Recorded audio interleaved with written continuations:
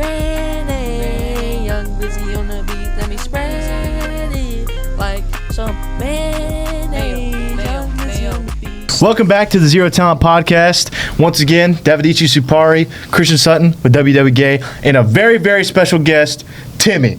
Shout out Timmy. Thank you. Thank you for having me. Yeah, bro. Very stoked to be on the pod. Yeah, we're super excited to have Timmy on. I know Mr. Tim's, he's probably watching right now. He's just got ear-to-ear grin on his face Definitely. like, my boy made it. Just playing. And he's super jealous, actually. I invited him on. So, hey, Mr. Tim, you need to come on. I invited him. He rejected my offer. Let's go. All right, I was cool. kind of, on the way here, I was kind of envisioning, like, you know, AJ Hawk, Aaron Rodgers kind of vibes, me and Senior. I don't know, with the... Oh, that would be fire. I was daydreaming. That'd be, you know, hey, come in. if you can get him to come on, I mean, he's going to be on. We got, obviously, college football recap. I'll pass it on to the man himself, Christian Sutton, WW Gay. Yeah, not a good weekend for me. I definitely blow, at least this weekend. I went 4-4 in my college picks. Davey actually almost went perfect. 7-1. USF screwed me. Shout out USF losing to Memphis. Kind of bunda, but we'll get into it. First game, Indiana, like I suspected, would dominate UCLA. Looks like the Disney magic Mickey Mouse run has ended. Yep. UCLA falls to 3-5 as Indiana moves up to 8-0. Any thoughts? You guys good on that game or? That was wild. Yeah, I mean, Kurt Serengeti took care of business, but yeah, I don't know. I mean, Nico looked good Nico Amilava looked good towards the end of the game, but yeah, UCLA still kind of. Yeah, he's definitely turned over a new page as a quarterback. I would say, like, you know, at the beginning of the season, they hadn't led in a game since Penn State, and that was the fourth game of the season. So yeah. Pretty wild, that I imagine. But kind of moving gears. Texas A&M whoops up on LSU Tigers at home. Worst loss of the Brian Kelly era. Was the last loss of the Brian Kelly era at LSU. Shout out Uncle Mike. Oh, man. What are we thinking for the Tigers, man? I mean, I hate LSU. yeah. I was kind of expecting it. Like, it is kind of crazy. I was just talking about, like, Billy Napier getting the same amount of time as Brian Kelly, and Brian Kelly had, like, 14 more wins than him. Like, dude, it's just stupid. It shocked me, actually, they fired Brian Kelly. I think Nussmeier sucks. Yeah. He's a fraud. Yeah. So I was Heard like, that. I guess we're Gator fans, so we've been dealing with, you know, what we've had to deal with coaches. Yeah. But I would have given Brian Kelly a little more time. Yeah, for sure. This kind of feels like a Will Muschamp firing. Like, he got fired. His worst season was 9-4. I mean, I guess because if you look at the past three LSU coaches, you had Nick Saban, Les Miles, Ed Orgeron. They all had similar records, just had an SEC title and a national title. But yeah. I definitely, like I said, I think he's a scumbag as a person, but a good football coach. I think he's a great football coach, man. I think he recruits well. I think he had all the tools to win. I honestly believe that his offensive coordinator was not up to par for what that program had, and Garrett Nussmeier is just a fraud. Davey's been saying it since week one. Yep. I was actually high on him before the season, but dude, he's been super average. I mean, to score one touchdown against a struggling Florida team and just not being able to you can't stop Texas A&M at your own place at night. It's ridiculous. And their defense basically gave him that touchdown too in that game. Like, you throw DJ throws 5 interceptions, you get one offensive touchdown, dude. That's embarrassing. I mean, yeah, I feel like it should have been. Yeah, that's what we were just talking about. If Hayden Hansen doesn't get that holding call on that Jaden Ball touchdown, it's gonna be a different. We may game. win that game, dude. Yeah, I mean, it would have been ugly, but we probably get out of there alive. Yeah. And what's even crazier, man, it's just that I just can't get over the fact that he got fired for that, man. I mean, like I said, I feel like it should have went more like a Mike Norvell situation at Florida State. You give him a chance to fire his coordinators. You give him a chance to rebuild. I mean, he went 2-10, and he kept his job, and they beat Alabama first game of the season. Obviously, it hasn't gone the way FSU fans wanted to go, but you give Brian Kelly that same opportunity, who knows what could happen. But I saw a tweet where it was like, Brian Kelly nearly gets one kid killed, and then Lacey did die. Yeah. And they don't get fired. He suffers 3 SEC losses, and they're like, okay, now we draw the line. It's like, dude, this dude's a horrible person. Like, he showed at Notre Dame, too. Like, that dude's not a great guy. He sucks as a human being, but I feel like it's like blood in the water, though. Like, you know, the dominoes start falling, the coaches start getting fired, and then everybody's like, oh, well, we want to get the next hot coach. And so anybody, you know, Penn State, freaking, you know, LSU, for everybody, all the, you know, presidents and alumni and boosters and everybody starts all the pressure. Everybody's bringing out. Because was it Sam Pittman at Arkansas first. Yeah, then I think it was Penn State. It was Sam Pittman, then Mike Gundy with Oklahoma State was the big one. Oh, yeah. Mike Gundy, and then you had Penn State was the next one, and then Florida. And it's been 3 straight weeks with a coach firing. So they're saying that's crazy. Right now, the hot seat, you got Mississippi State, Jeff Levy. Still hasn't won an SEC game in 2 years. That's really? They're 0-17 in SEC games. They blew They had a 17-point lead against Texas, which we'll get into. They blew it, and they lost in overtime. And I think that made him 0-18 in the last 18 SEC games, and it hasn't won an SEC game yet. And there's a couple other. Shout out Michael Burrow for keeping that streak alive. Florida defensive You didn't have to throw the ball, Blake Shapen. That was Billy. Dude, yeah, seriously, bro. That joke was crazy. I've never seen a worse. Well, I can't say that because Billy Napier's been our coach, but that's just a horrible way to lose. I couldn't believe it. Like, Christian actually called. He couldn't watch the game, so I'm watching the game. Yeah. I'm on the phone with him, and I'm like, "We're about to lose this game." And I'm like, "Oh, the big old D tackle just picked him off." And then Davey's like, "Who is this guy?" Yeah, seriously. I was like, "I don't even know who that is." I looked up his stats. He had 2 tackles all year. Yeah. That's it. Yeah. He just won us the game. I was like, we've lost. I think I just like thrown my hands up, stood up, and went to walk out of the room. And I'm like, what? Why do you throw the ball there and like?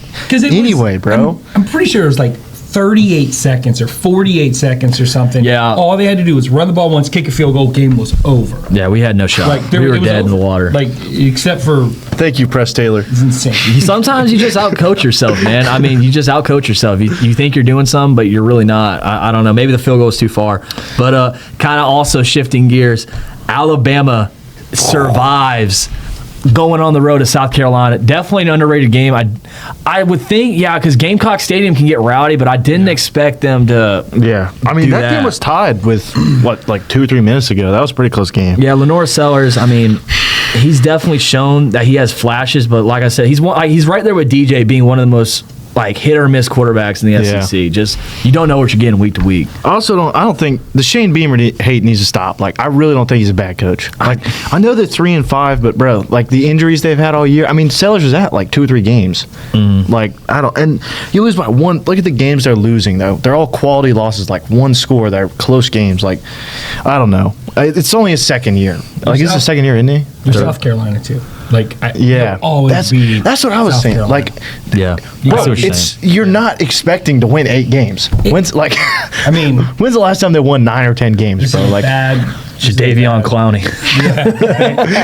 Right? Bad season to say this, but so I won't compare him to Vandy, but that program. But you're South Carolina. You just you're hardly you're stepping above Mississippi State, just barely. Yeah, you're gonna. That's a good comparison. I like that. It's just.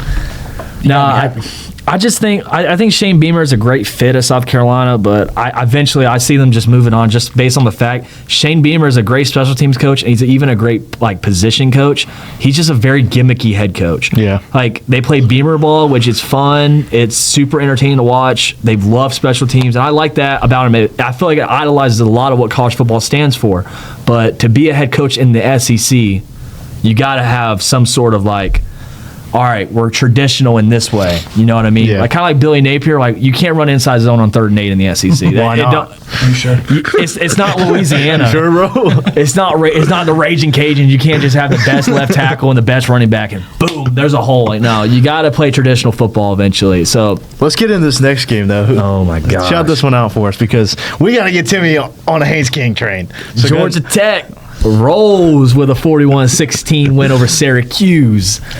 I was a little surprised. You guys really? The week before. I think was it you? You were like, oh, you're in a dome. It's a hostile environment. I thought they were playing at Syracuse. They played in Georgia Tech. I didn't know. I heard it was Syracuse. I was like, so shout out to the Zero Talent Pod. You guys have got me on the Haynes King. Yes, for real. Yes. Honestly, full disclosure, I did not know his name till I listened to it. So I was like, wait, who? What? And now I'm all in, dog. I was in the same boat basically. I knew Haynes. I knew him kind of from the season before because I remember watching a couple Georgia. Oh, it was the Georgia Tech game last year where I was like, this dude's nuts.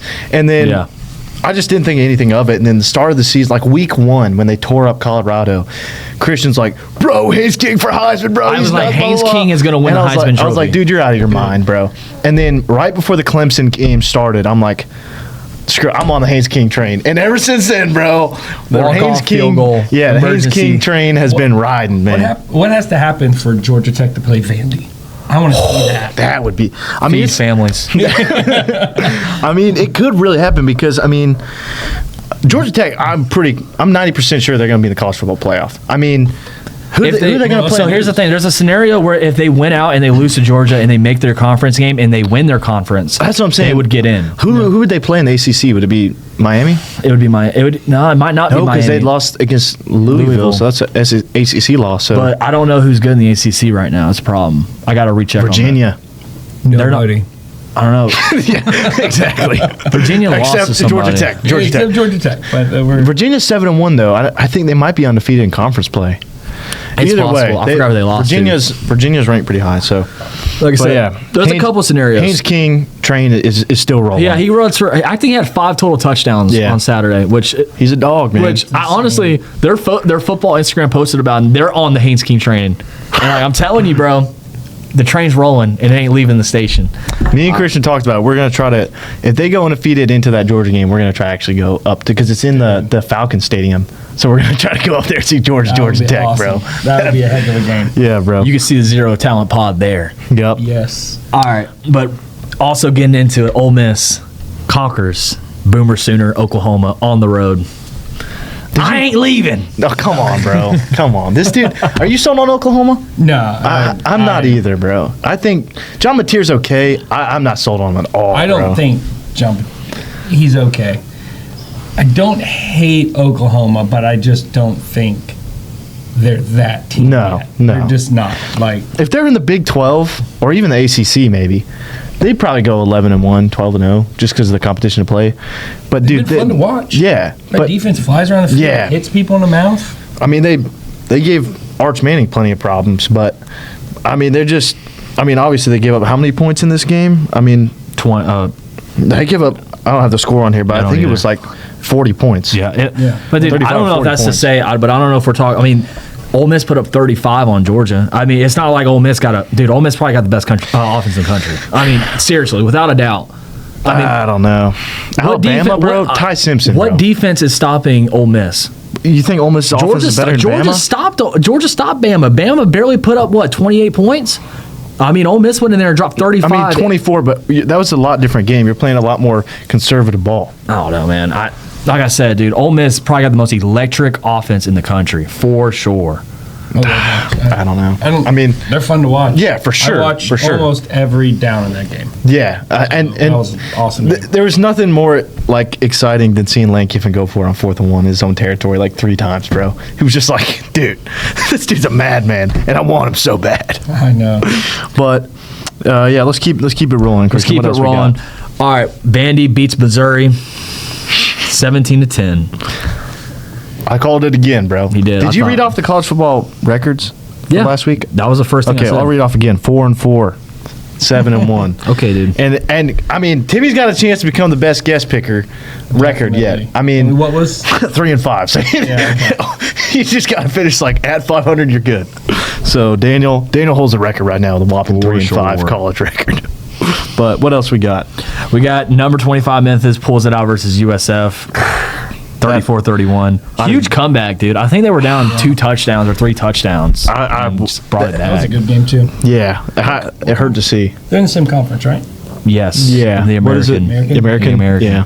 They're That one hurt me, man. I really wanted USF to pull it out.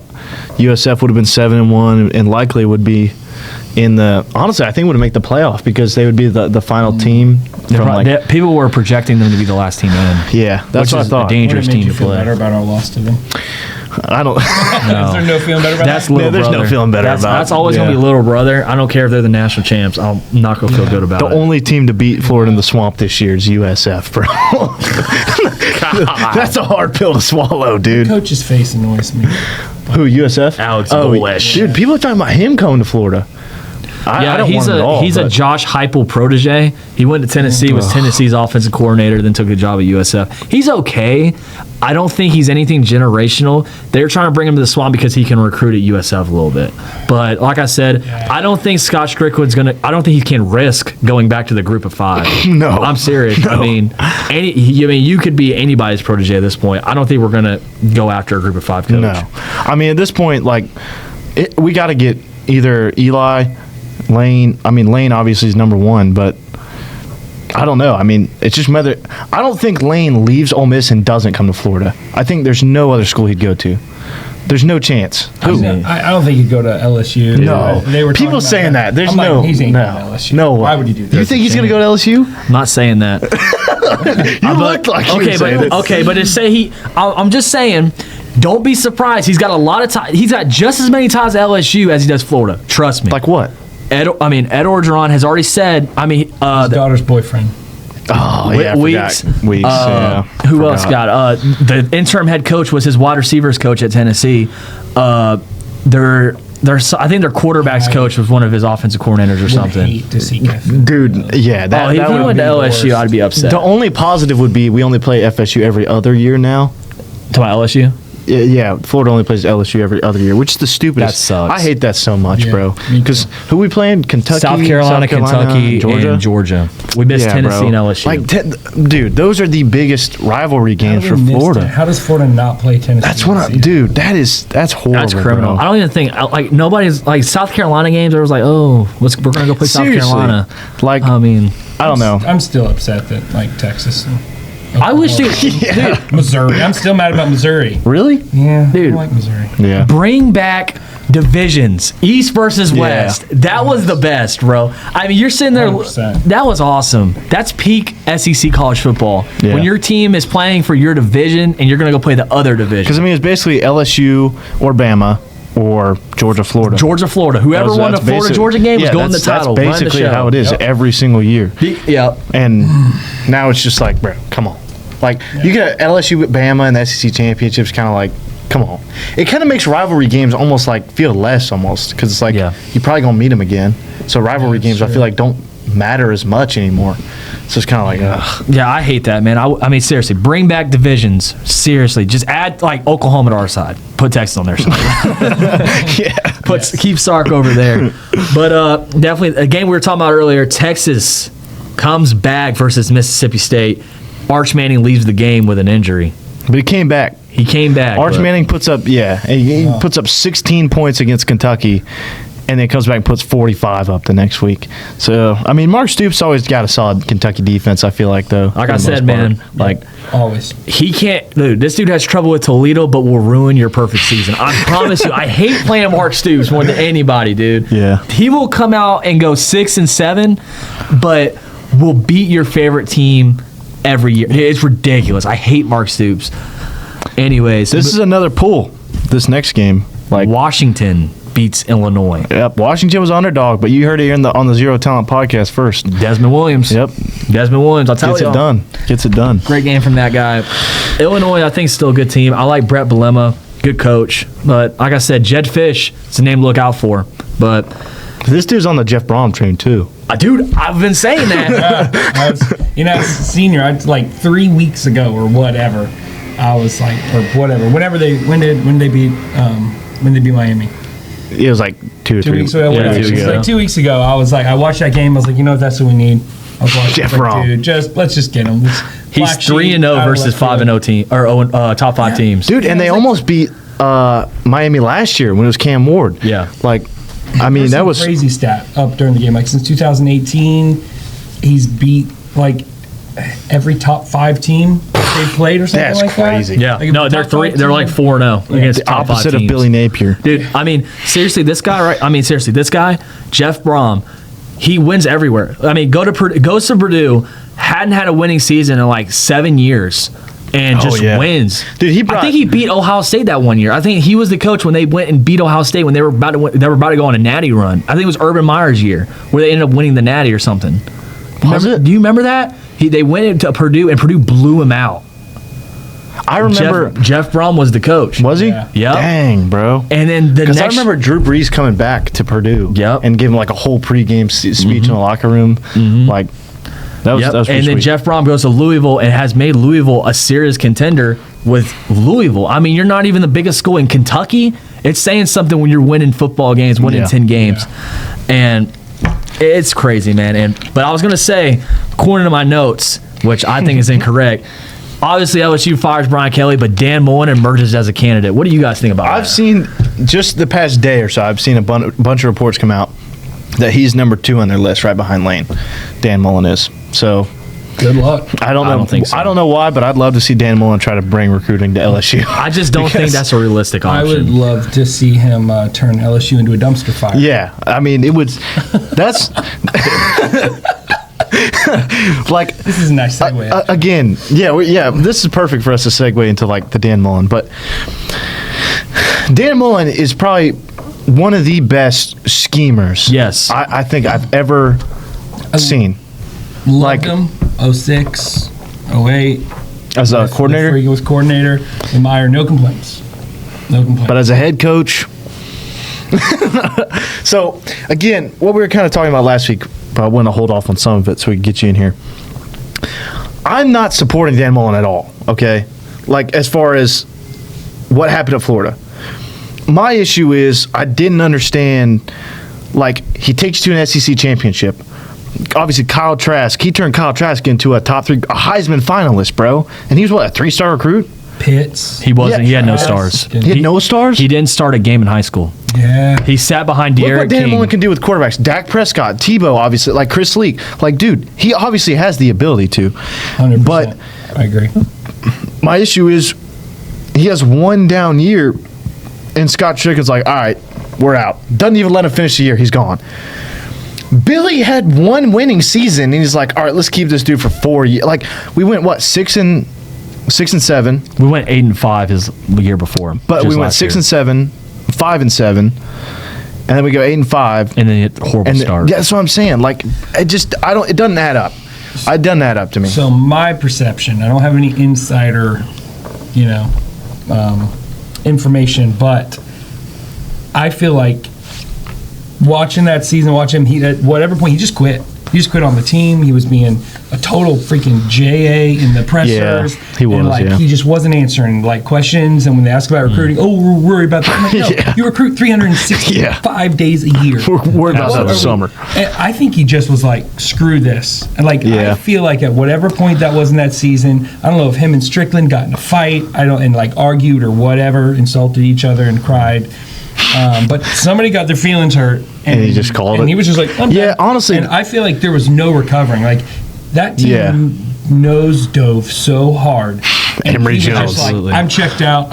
After the games, like in the post game, like on the field, he was just like, like I remember being so angry. Like, what is this guy's problem? What, did he get fired in the Missouri game? Yes. Was it Missouri game? Following the Missouri game, they got the 2-point conversion, wide open, tied in the back of the end zone. Yeah. And then that was in overtime, wasn't it?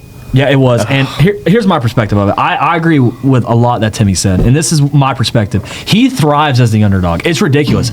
Mississippi State head coach. Yeah. He's the first. It's crazy in the CFP in the after the BCS era. I forgot what the next era is called, but he was the first. Mississippi State was the first number 1 team in the era, and nobody had any expectations for Mississippi State. Yeah. Goes to Mississippi State, thrives, underdog. Comes to Florida. Florida just came off a 4-7 season, worst season in Florida history. Not worst, but one of the worst. One of the worst everything in Florida history. Comes to Florida, no expectations. Wins 9 games. Comes next year, wins 10 games. Gives up. Now he has expectations. Goes 6 wins. Like he said, horrible in the press conferences. Doesn't want to recruit. Look at his players. Brenton Cox. Every game, gives up on the play. Gervon Dexter gives up on the play. Look at his guys giving up on the play. He had so much, dude. He was so stubborn. Wouldn't fire his D coordinator. Todd Grantham, 3rd and Grantham. You will never make me forget 3rd and Grantham. I hate that, dude. I will never forget. What was it? 4th and 19? Oh no, that was the following year. That was Billy Napier. Yeah, that was Billy. That was Billy Napier against Missouri. Yeah, but that dude, was bad. I'll never forget. We're about to get into Georgia Hate Week. Florida, Georgia. Todd Grantham blitzes on every 3rd down, and they go 14 for 16 on 3rd down, and we were 1 score. We lost by 1 score. Yeah. I will never forgive you, Todd Grantham, for what you did. With Felipe Franks, bro. I mean, dude, it's ridiculous. And he's a great schemer. But Felipe just won the Falcons a game, bro. I don't know if you saw, I saw that, bro. Yeah. Hard count. Felipe Franks comes in, starting tight end. Yeah, he's a starting tight end. Came in, like, bro. hard count for the win. Is he the starter? I thought. What happened to Pitts? Oh, no, he's not the starting tight end. You said Sorry. starter. I was like, Sorry, bro, what? No, but he switched to tight end. Yes, but, I noticed that. But like I said, scored a touchdown in the preseason, though. He thrives as the underdog. But whenever he has any sort of expectation, he just runs. He's like, oh, I don't want to recruit. I want to just be the. He's like, I want to just be the underdog, and I want to surprise people by winning 10 games. And it's like I'm like, sometimes I'm like, was he just being like a smart A when he said that, or was that really his philosophy? Was he really like, oh, I don't know. Recruit in the off season? Because I mean, I'm coaching right now. Probably because he wasn't bringing in crap for recruiting. No, dude. I mean, dude. Like I said this for the last 2 weeks. I'm gonna say it for a third week in a row. I remember 2 stars flipping from Florida. I will never forget, dude. We could not recruit a lick, dude. No. And the staff was horrible. Our strength and conditioning coach, Tom Sapp, horrible. He doesn't have a job anymore, like anywhere. Yeah. It's just so unfortunate the way everything went down because, dude, can you imagine like Billy and his recruiting and his ability to just be he's a good Program head builder. coach. He's a great program builder. But he just, bro, the play calling. Like, if we had Dan Mullen there as offensive coordinator, dude, who knows how this season could be if we didn't burn that bridge. Right, man. with And I Dan. mean, Billy Napier was, like I said, he's a good dude. He's just a good guy. Yeah. He's not a great football coach. He's a great guy, and he can really build a program. Yeah, and you see the difference in between Brian Kelly's firing and like all the LSU players are like flaming him on Twitter. Like they're publicly basically shaming the dude versus like when Billy got fired, bro, DJ was like, look for real hurt. And like everybody's posting like, thank you so much, coach, for everything you did for me, yada yada. Like they respected the dude. It's just unfortunate the way things Here's the thing, played out. Billy Napier, and I think he got a longer leash because he literally changed the culture. And I think Scott Strickland put it best when he said Billy Napier left the program better than he found it. Yeah. The program was in shambles. There was so much coldness from Mullen to the media. It was just had this like dark, rainy cloud over the Florida program. Like, everyone's cold. We just suck at football now. There's no more fun in Gainesville. Billy Napier made Florida fun again. We had recruiting to look forward to. We had good prospects to put on the field. Just we didn't coach well. We didn't coach them when they got here. That's all that happened. It ain't no big deal. We had the best recruiting, the most talented roster Florida's had in 20 years. Just couldn't produce. That's the only reason he got fired was just production. Yeah. But just a change of the culture is what I would say mainly. Yeah. I'm trying to remember. I was pretty upset with Jim McElwain when they fired him just at that point. But like Billy, I feel like it's the only Florida coach that's been fired that I didn't like hate by the end of it. Yeah. I'm like, I don't hate Billy Napier. No, I don't hate him at all. It was weird, yeah. Like I felt like leading up, it was like I like can't stand Billy Napier. Like it's so bad, blah blah blah. And once he get fired, I was like, oh man. I actually don't hate the guy. It's kind of like Sam Pittman, dude. It's like everyone likes Sam Pittman. It's like nobody really wants to watch him get fired, but we understand. Yeah. But like, I mean, Billy Napier's a good dude, but Dan Mullen, man, it's just I don't hate Dan Mullen still, but when he was coach, like I said, it's just just arrogance to not start Anthony Richardson, the arrogance to not fire your head coach. Oh, we're going to recruit later. The arrogance to think you can out-scheme a Georgia team that has every All-American on their team because you won't recruit out of the state of Florida. It's ridiculous. Not to mention like not starting Anthony Richardson, and then what was it like? We started Emory the whole year, and then like, oh yeah, let's start AR on Georgia week. Can you just like say the name Emory the rest of this podcast? Dude, trigger. That seriously, that may have been. It's bad luck. The worst. Georgia week. Yeah, that may be the worst Gator quarterback I've seen play in the last decade, probably. I mean, because Felipe had his moments, bro. Felipe had his moments. He just took too many sacks. Yeah, that, and he'd just make kind of Trevor Lawrence plays, old Trevor Lawrence plays.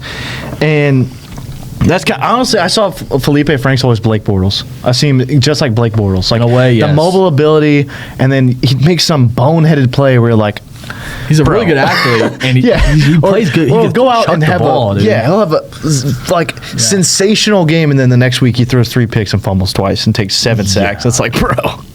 But Emory Jones was like, I'll never forget going. So that was, I think, who we played week. I can't remember who we played week 1, and then week 2 we went to USF, beat them. Quit some no-name school week 1. Yeah, and then in the week 3 was Alabama in the swamp, Bryce Young, and bro.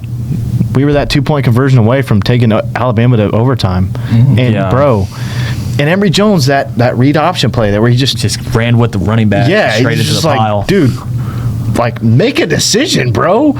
But I mean, even Dan Mullen made Emory Jones look good for 3 weeks. Well, that's what I'm saying. Like, if you look at it, I can look. If I lose that game because he handed off to running back, whatever. If we lose that game because he tucks it and runs to the outside and gets tackled, I'm cool with that.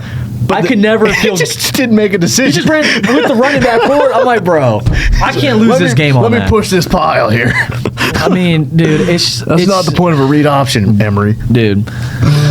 But tough game. That was a tough. I remember we were watching that at our house, and yeah, it was actually a pretty good game. Who was C.J. Henderson still on the Gators? Yes. Wait, when that year when we played Bama in the swamp? Was it C.J. Henderson? We had a star corner that played really well in that game. I can't remember if it was him or Kyrie Elam. Elam was good in college. He's been not so good in the NFL. Yeah. Those have both been flops, bro. C.J. Henderson went to the Jags and Kyrie Elam to the Bills. And of course, Urban Meyer had to be the coach when we drafted C.J. And dude, didn't he just quit? Yeah, Urban went to his house, bro, and he was like, "I'm not coming to practice," and they traded him. It was bad. It was a bad situation. And I remember right when we drafted C.J. Henderson. How do you do that? Yeah, it was weird. He right when we drafted him, he was like. Looked like he didn't want to be there. Dude, but he's always been like that. I swear, if you go back and watch this, I liked C.J. Henderson at Florida, don't get me wrong, but every time he would be hawking a dude down, make a tackle, he'd get up. I swear, I promise you, he looked like he didn't care. He just didn't have a care in the world, just could care less. I think he's still in the NFL somewhere. I was about to ask, where's he? I know he went to, we traded him to the Panthers, I believe. Then he went to, Pittsburgh. He's been bounced around the league. I think he still has a job, I thought. But he's not very good. Yeah, it must be just good enough. Yeah. But let's move on to our college Week 10 picks, Christian Sub with WWA. What you got over there? First up, Penn State at number 1, Ohio State. Yeah, I mean, I personally, not much to say here. You could call this a rivalry game. And, I mean, it is a rivalry game, but in this case, I don't think that really matters. I think Penn State's pretty deflated, honestly. I think the players actually really like James Franklin, to be honest. Yeah. James Franklin's a good coach, bro. I think they kind of did him wrong, to be completely honest. But what you got, Timmy? I got Ohio State. Sorry. Go ahead. I'm picking Ohio State. Yeah. Penn State's in shambles. I know there's the whole interim coach thing, but I just don't think Ohio State's number 1, which, who they've played. But, yeah. But I don't think. And it's in the shoe. I'm going Ohio State. Yeah. I mean, this is going to be domination. I could see a 4-touchdown win. There's no answer at quarterback. You have Grunkmeyer, and they're switching in and out. The great Steve Spurrier once said, "If you have 2 good quarterbacks, you ain't got no good quarterbacks." Okay. That's true. So I'm serious. That's a real quote, and I believe that quote. If you have 2 quarterbacks, you ain't got none. All right. I'm going to take Ohio State by at least 4 touchdowns. I'm serious. I don't think it's much of a rival. It's not much of a game in my opinion. Yeah. That's kind of how I feel about it. Yeah, dude. Next we got number 9 Vandy on the road going to Texas. This is a tough one, bro. I mean, Arch honestly has looked much better, but I don't know. I like Diego Pavia a lot. I picked Vanderbilt last week to beat Missouri, and they came out clutch for me. I think it's going to be a really good game. I think Texas is going to really play their best football, but I don't think it's going to be good enough. I think Vandy's going to beat them, and Vandy may lock up their playoff spot with this win, to be honest. So I'm going to go Vandy to get it done on the road. What you got, Timmy? This one's hard. I struggle with who I want to win. Yeah. This is who I think will win. I've got, 35 years of watching Vandy be Vandy. Yeah. So to go into Texas, but Arch is a fraud, so good. I think it was a good way in nepotism. That's the only reason he's starting is because of that stupid name on the back of his jersey. Yeah. But my gut kind of tells me to pick Texas to figure out a way to beat. I don't hate that. I'm kind of torn too. Timmy with the burning hot takes. So is that your official pick? That's you want Texas? Pick. All right. Going Texas. Hit out from Texas. Who you got? You guys ever watch Gladiator? Yes. Like that? You know what I'm talking about? Oh, yeah. No. Which way am I going? No. Horns up, son. No way. I like Texas, man. Like I said, I go by coaches. both of y'all. I like Clark Lee. I think he's done good things at Vanderbilt. He has put them in a position to be a good program. But, dude, Texas at home, man. Steve Sarkisian, like I said, we can give Arch Manning the credit for coming back against Kentucky. I think we got to give a lot more credit to Steve Sarkisian. Phenomenal play caller. Might be the best play caller in college football. You can see him going to the NFL maybe next year. Yeah. Dolphins need a head coach. I'm serious. The Dolphins might need a head coach. Mike McDaniel. I hate college coaches going to the NFL. Yeah. Anyways. Didn't even work for Nick Saban, bro. It's coming. Saban couldn't even do it. I like Texas in this game, probably by a touchdown. I think Steve Sarkisian is going to be the difference maker. Next up, South Carolina going on the road to Ole Miss. Well, I'll say this. The biggest difference between Ole Miss and Florida is Lane Kiffin has to come out in the press conference and beg his fans to show up and complain about the student section. Lane Kiffin, you come to Gainesville, you will never have to ask for fans to show up. You will never mention anything about the fans, about not showing up or not filling up student sections. I mean, dude, we're 2-4 and we sold out Ben Hill Griffin Stadium versus Mississippi State.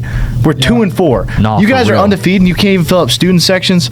Come to Gainesville, you won't see that happening anymore. I'm going Ole Miss. Ole Miss all the way. Ole Miss, and I don't think it's very close, actually. I think South Carolina keeps it close first half, second half. Ole Miss is too much, pulls away, not even close. Ole Miss, Completely agree. Lane Kiffin, if you can hear me, Lane Kiffin, please, if you can hear me. Nah, Please save us.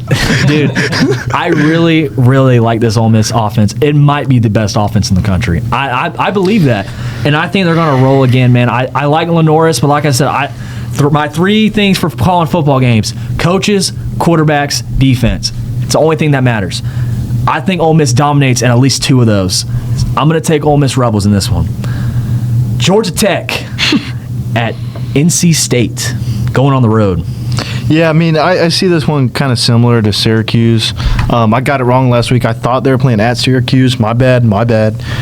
This one is at NC State, but I don't think it's going to matter. I think Haynes King and the boys keep rolling. Give me Georgia Tech and the boys, Haynes King 4 total touchdowns.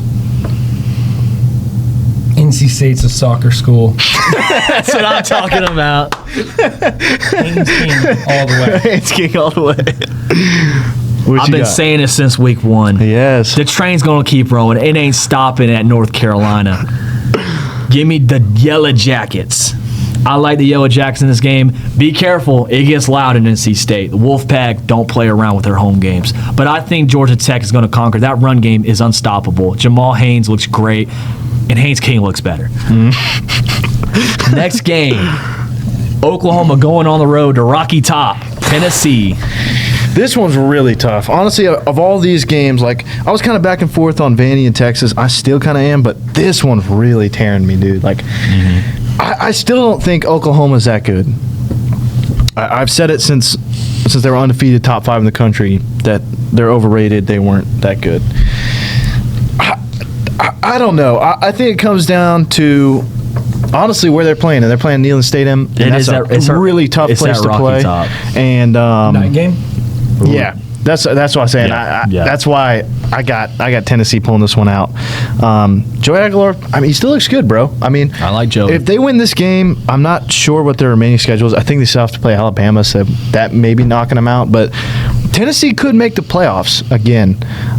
Hopefully, we'll see what happens to them. With last year, they got obliterated by Ohio State in the first round. But I got Tennessee winning this because obviously Neyland Stadium's a really tough place to play. So I got Tennessee. Who you got? This is tough. Yeah, This is tough. I'm definitely environment going to Tennessee, going to Knoxville, playing at night. Tennessee coming off a bye week? No, I don't think so. Did I think they played. I'll look it up. Okay. I can't remember. Who they played, yeah. My main thing that was kind of making me go back and forth was Oklahoma's lost 2 of their last 3, and it's just kind of like, I don't know. I think a team's bound to kind of break that streak. That's what kind of was telling me, but being at Tennessee kind of. They gotta. But I don't know. I kind of see Oklahoma kind of nose diving, but they're kind of beat up. I think that Ole Miss. Did they play? I ain't getting no service in here. Yeah, they freaking. It hurts my heart, but I'm gonna have to go Tennessee. I think Heupel. You know what? They played Kentucky last week. Oh, okay. They played Texas. No, Kentucky played Texas. Remember? No, that was the week before. Because Texas played. Oh, you're right. No, yeah, okay. No, you're right. Tennessee played Kentucky, I believe, and blew them out. But Tennessee's looking. I think Tennessee gets it done. Yeah, I agree. I think they got enough. I think they got enough in the tank to get it done. Yeah, so, I agree. They take care of business. Oklahoma continues to take the L right in the face. And, 1-3 of their last 4. This will be, dude. So. Shout out to my buddy Jesse. Sorry, Oklahoma sucks. Hey Jesse, I've been saying it since week 1, bro. I'm sorry. All right, who you got, Christian Sutton? Dude, I've been looking at this. This is probably the game I've been looking at the most, besides probably Florida, Georgia. But Oklahoma's lost to Texas. They win and lost to Ole Miss. Are we going to sit here and say they're going to lose 3 in a row? I mean, dude. That's kind of what I'm torn on, but still, I said, my criteria is get quarterback, coach, defense. Josh Heupel is a better coach than Brent Venables. Joey Aguilar is a better quarterback than John Mateer, but it's closer than most people think. But I think Joey Aguilar gets the nod. But dude, Tennessee's defense is so bad. Yeah, dude. They gave up 38 points in Mississippi State. And it was right. They played Kentucky. Let Kentucky score 34 on them. Did they? What was the final score? It was 56-34, but still. Jeez, 34 to Kentucky is not a very good. That's what I'm thinking. That's the only like I said. In 2 criterias, Tennessee beats them, and it's not close really. But that's what I'm saying. Like, I think. So you think Tennessee has better offense? Yes, I think Tennessee has a way better. That's offense. what I'm saying, and I think. But dude, Oklahoma's defense is it's underrated, bro. Like, it is good decent. defense. I don't like they gave up 22 to Texas, and they got blown out against Ole Miss. But like I said, they didn't even get blown out. But I think Ole Miss has the best offense in the country, like without a doubt.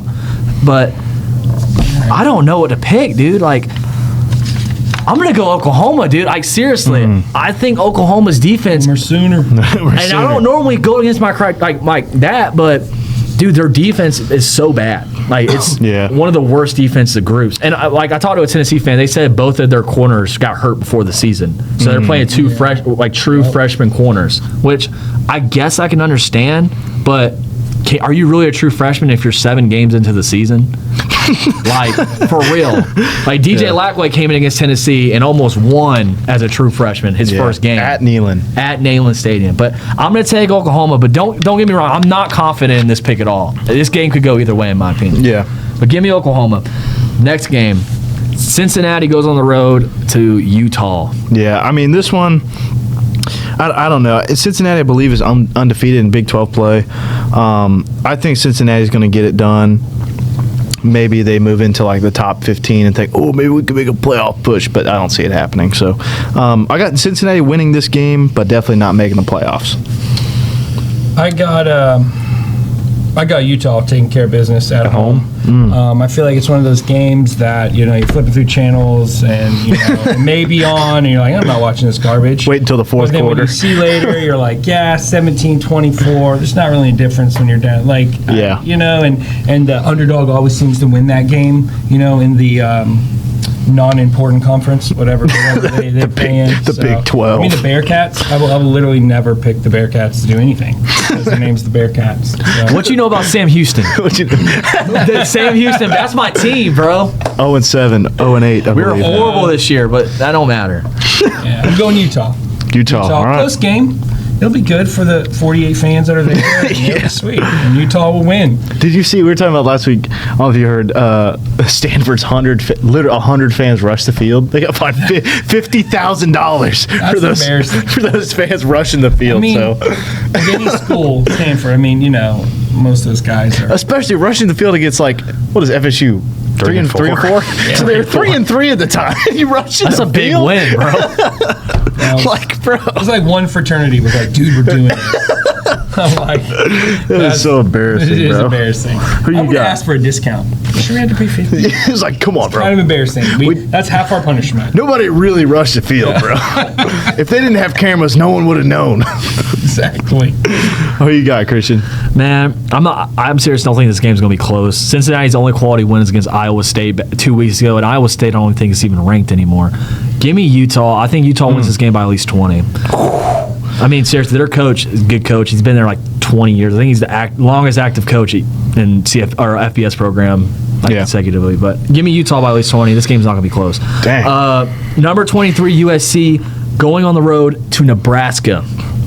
So Dylan Raiola, I honestly like the whole Patrick Mahomes thing is just weird and like I don't know, kind of annoying. But I actually think he really is a talented quarterback and really does have a Patrick Mahomes type play that he's capable of making.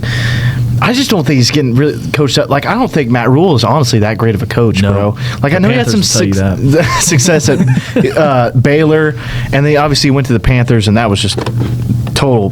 That was bad. I mean, I think they finished with like 2 or 3 wins that year. College coaches, bro. Yeah. And I mean, they're all right, but I just don't. I don't think Dylan Raiola is getting coached up that well. I feel like if he had a good offensive coordinator, maybe a Dan Mullen, he'd be able to really turn it around and be a high caliber quarterback. But I don't think he's there yet. I know this is a sophomore year, but I'm not really sold on him. And I think USC and Jaden Mialva look really good. I know they're ranked number 23. They suffered 2 losses, both to ranked teams, though. I think USC is actually a pretty underrated team. I'm going to take USC to get this one done by probably 2 scores. I like that. 2 words. Big pink. I'm going to USC all the way. So Nice. I have no faith in Nebraska. I don't care that it's at Nebraska. USC goes in, takes care of business. I agree. I think give them a year or 2. Yeah. And USC's going to be really good. I think USC easily takes care of Nebraska in the cornfields and has a nice trip back to South Cali. Yeah. No, we were talking about it last week, or maybe the week before, like Lincoln Riley, dude. Yeah. Dude, I don't know how. That dude has a star quarterback every single year. I mean, dude, Kyler Murray, Jalen Hurts, Jaden Mialva, Caleb Williams. I mean, how many first-round picks is that coach put in the league, dude? I mean, he usually doesn't really have that much success. I mean, they've been in the playoffs a couple times, like when he was with Oklahoma. But it just, I don't know. I don't know how the dude keeps bringing in these quarterbacks, but it's crazy. But go ahead, Christian. What you got? As the words of my good friend Lee Corso would say, not so fast, my friend. I like Nebraska, man. I think Dylan Raiola gets his first big win as a Cornhusker in this game. Really? I really like Dylan Raiola. Obviously, like you said, the Patrick Mahomes chunk, go look at his stats, man. He's having a really underrated season for Nebraska. And considering your coach, Matt Rule, I mean, that's a good season. He's really, I got to go look at the stats, but he's actually having a very good season, had a very good start, just getting screwed by the rest of his team. But I honestly think this is going to be one of those historic games that we look back on Dylan Raiola's career, and I think he's going to be something good, man. I really like Dylan Raiola, and I think he gets his first big win here at Nebraska at home. But now for the game of the week. Here we go. Florida goes to Jacksonville at the bank, plays the Dogs. This game? Why do we have to pick this game? Yeah, I mean, we have to. I mean, I said it since I said this week 1. I'm going to pick the Gators every single week, but I was like, Billy Neighbors this close to taking that from me. So I'm not going to start now. Billy Gonzalez has been in that program since, 2005, 2006? It's been a long time. Yeah, he's been in there for about 20 years. If anybody were to be an interim head coach, I'm glad it's him. It's Billy, yeah. And then Ryan O'Hara obviously taking over the play calling, which I'm excited about because I think obviously him being the quarterback coach, he has a good relationship with DJ Lagway. I think they're going to, pick out some plays that he really likes, which I feel like Billy honestly wasn't really doing. I think Billy was trying to go with the offense he was running at the Raging Cajun. It was just, I ain't going to switch up. But I think they are going to switch up, which I think is going to lead to Jaden Ball getting really involved in the run game. I really believe that we can beat Georgia, especially with obviously Georgia has no tape as far as like our play calling and how we look as an offense. Completely different. It's completely different. We're coming off a bye week. DJ said in a press conference a week ago that this game means a lot to him because obviously last year we had them beat, we were they were Georgia, done. and DJ obviously got hurt. We almost beat him with Aiden Warner, Yale transfer, by the way, at quarterback. This is a rivalry game, and when rivalry games happen, records somewhat don't matter. So I'm going Florida. I think Florida wins 27-20. I like it.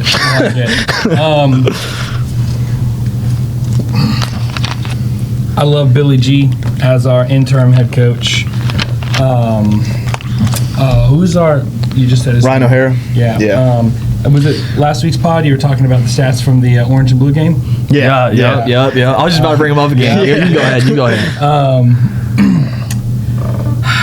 I may be drinking that orange and blue Kool-Aid, bro. I'm feeling like we get it done. I really do. I'm feeling like we sneak up. We see the visor hit the ground a few times over there with that big old goofy moon face. For real. Georgia's freaking, and I hate Georgia. I hate them. So, this is an emotional pick. I know you're not supposed to make emotional I don't care. picks, but I don't care. I think we can. We have the talent on our roster to win this game. For real. Yeah. For real. 100%. Absolutely. So, I'm not worried about that. We got a new coach in town. We got a totally new coaching staff. I like that, Don't always. I don't like it for Penn State, but I like it for us. I like that mojo. I like that interim head coach magic. Yeah, it feels like the perfect scenario. Coming off the year that we've had so far, it feels like the perfect scenario. And I just watched the highlight today on YouTube of the Gator Stomp from, what was it, 05? Oh, 07. No, it was the year we won the Natty. Yeah, 07. Because the next year we won the Natty and Urban called all 3 timeouts. Right now, by Mark 35. Like stubs his toe or falls down some stairs. Nothing terrible, but he just has a bad day. Slight misconveniences. Yeah, exactly. Yeah, falling down Locked his keys in the car. Yeah, locked his keys in the car, runs out of gas, battery's dead. Yeah, He takes something along those lines. A swig out of the milk jug and it's just straight up rotten. Oh, that's kind of, that might be a little too far, bro. No, That's tough. And it comes out his nose. Oh man, that's vile, bro. All right, Christian Florida. Sutton, Dude, I mean, it's Florida, Georgia. This is the largest cocktail party in the world. All right. Ryan O'Hara, let's start with him. He actually set 2 orange and blue game records. I don't have it in front of me, but I already know the stats in my head. Harrison Bailey, our 3rd string QB, threw for 357 yards in the orange and blue game. Dallas Wilson set the receptions and yards record with 16 catches, and I want to say it was like 187 yards or something. And guess who was calling plays? Ryan O'Hara. Yep. Florida players tweeted right after Billy Gonzalez came out and said that Ryan O'Hara would take the play calling. Oh, man. They ready. yeah, I like Florida in this matchup, man. Heck yeah. If there was any game for Georgia to lose, this is the biggest trap game Georgia's had in the last 5 years. yeah. There is not a bigger trap. You have no tape on Ryan. Like you said, you got no tape on him. You don't know what this team's going to come out and play like. DJ Lagway changed his helmet. I don't know if y'all saw that. Yeah. Wearing the speed flex. Yeah. He's wearing the speed flex. Chris Rashawn Belcher, if you're watching, that one's for you. Chris is obsessed with helmets, bro. So if you didn't know that, now you do. He switched to the speed flex. Yeah. Dude, I like Florida by at least 2 touchdowns. 2? I was going to say 10. I was going to have 2 digit. I got to see the defense because they've been shaky. But like I said, man, if the defense can come out and play inspired football. That's the next thing I was going to say. You're you banged up. We know you're banged up. And you've done it all year. I'm not asking you for the rest of the season. I'm not asking you for next season. I'm not asking you for the next 3 games. Can you give me one more game?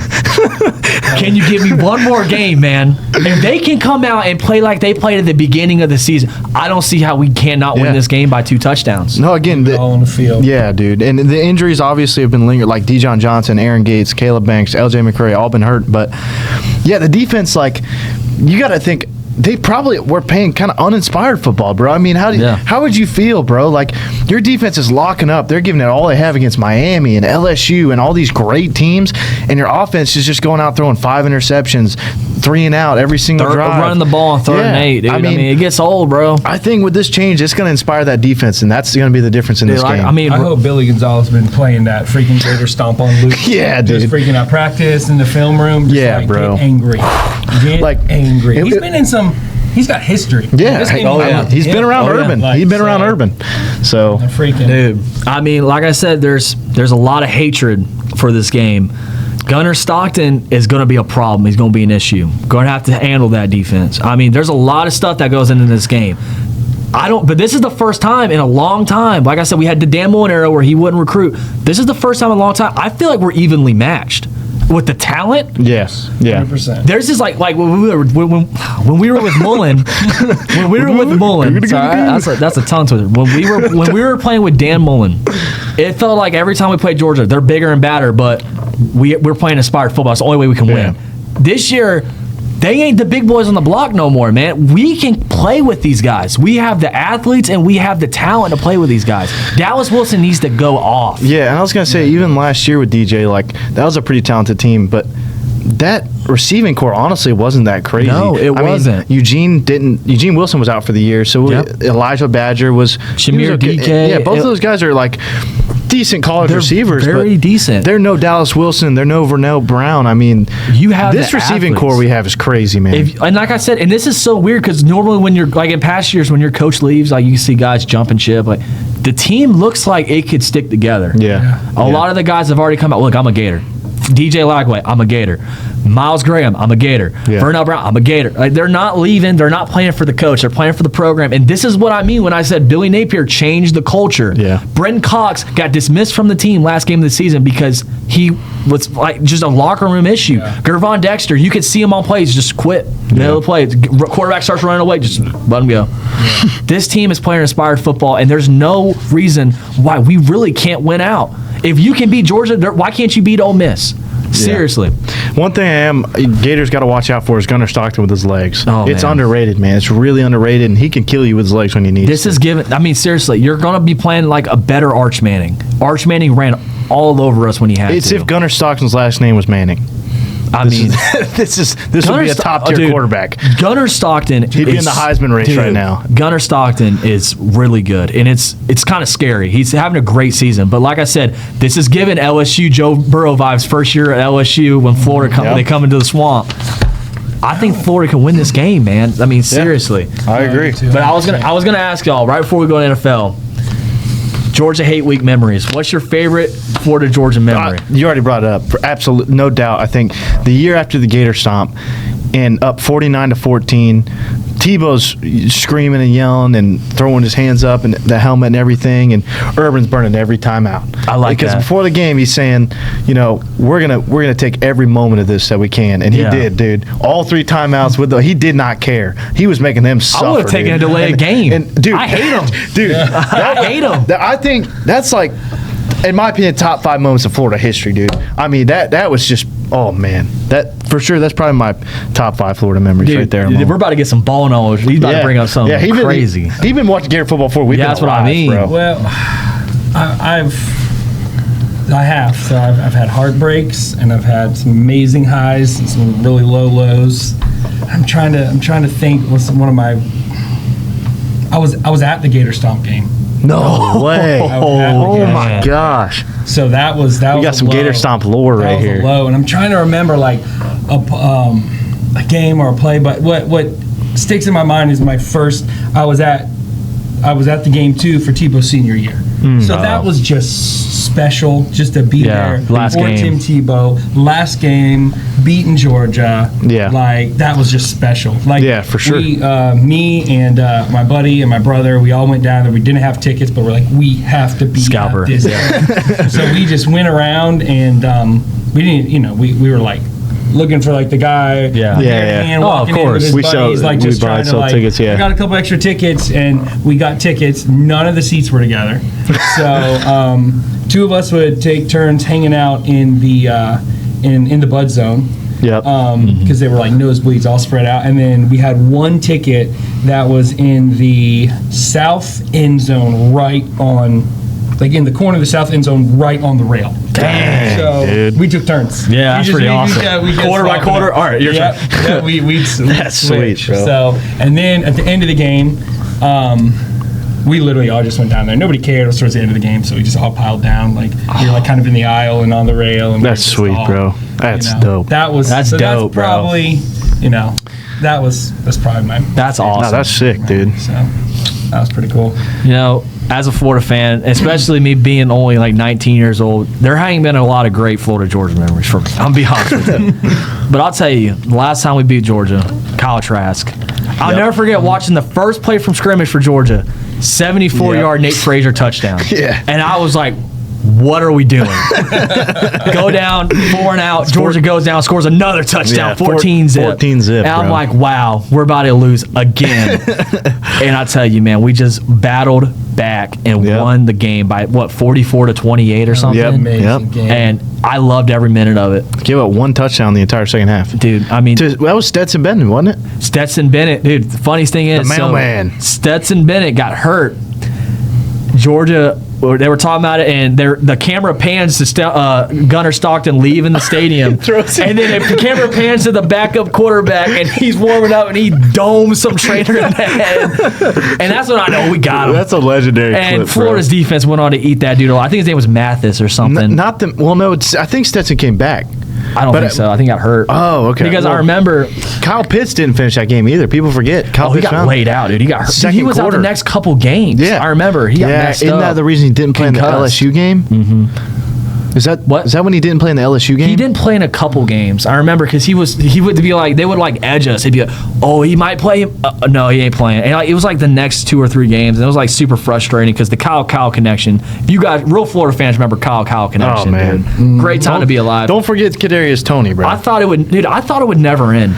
I was believing from the damn old era. I thought it was never going to end. And I thought we were gonna win it all that year. yeah, dude. Dude, I mean, I was Thank like, you, Marco oh, Wilson. That's what I'm saying. That's the Zip. year Marco Wilson. Yeah, like obviously on him, but Dan Mullen decided not to play Kyle Pitts in that game, bro. Like that was another game. It might where- have been a safety thing, man. He might have just been looking out for him. I guess, but we'll never know with Dan Mullen. I got another Georgia? another top Georgia memory. What's that? 2014, Will Muschamp goes in there, runs the ball. We back up like 400. Oh, we threw the ball 4 times or something? 418 yards of rushing. Oh And I my beat gosh. Georgia 38-20, and I don't remember what they were ranked, but Yeah, I think nobody gave us any chance to win that game. And Dang. Muschamp went in there and just beat the living crap out I of tell you, him. dude, Punched him that's in so. the mouth. Dude, I think I remember that. I think we threw the ball like twice. Yeah, it was like 2, 3, whatever. It was insane. Dude, wow. Dude, and you just reminded me. You know about another fair memory? It was like 2010s there. I was super young. McNeely, our placeholder kicker, 0-0 ball game, beginning of the game, fake field goal. Dude runs it into the corner, and so we go on to blow Georgia out, dude. I'll never forget that game. A lot of people forget actually.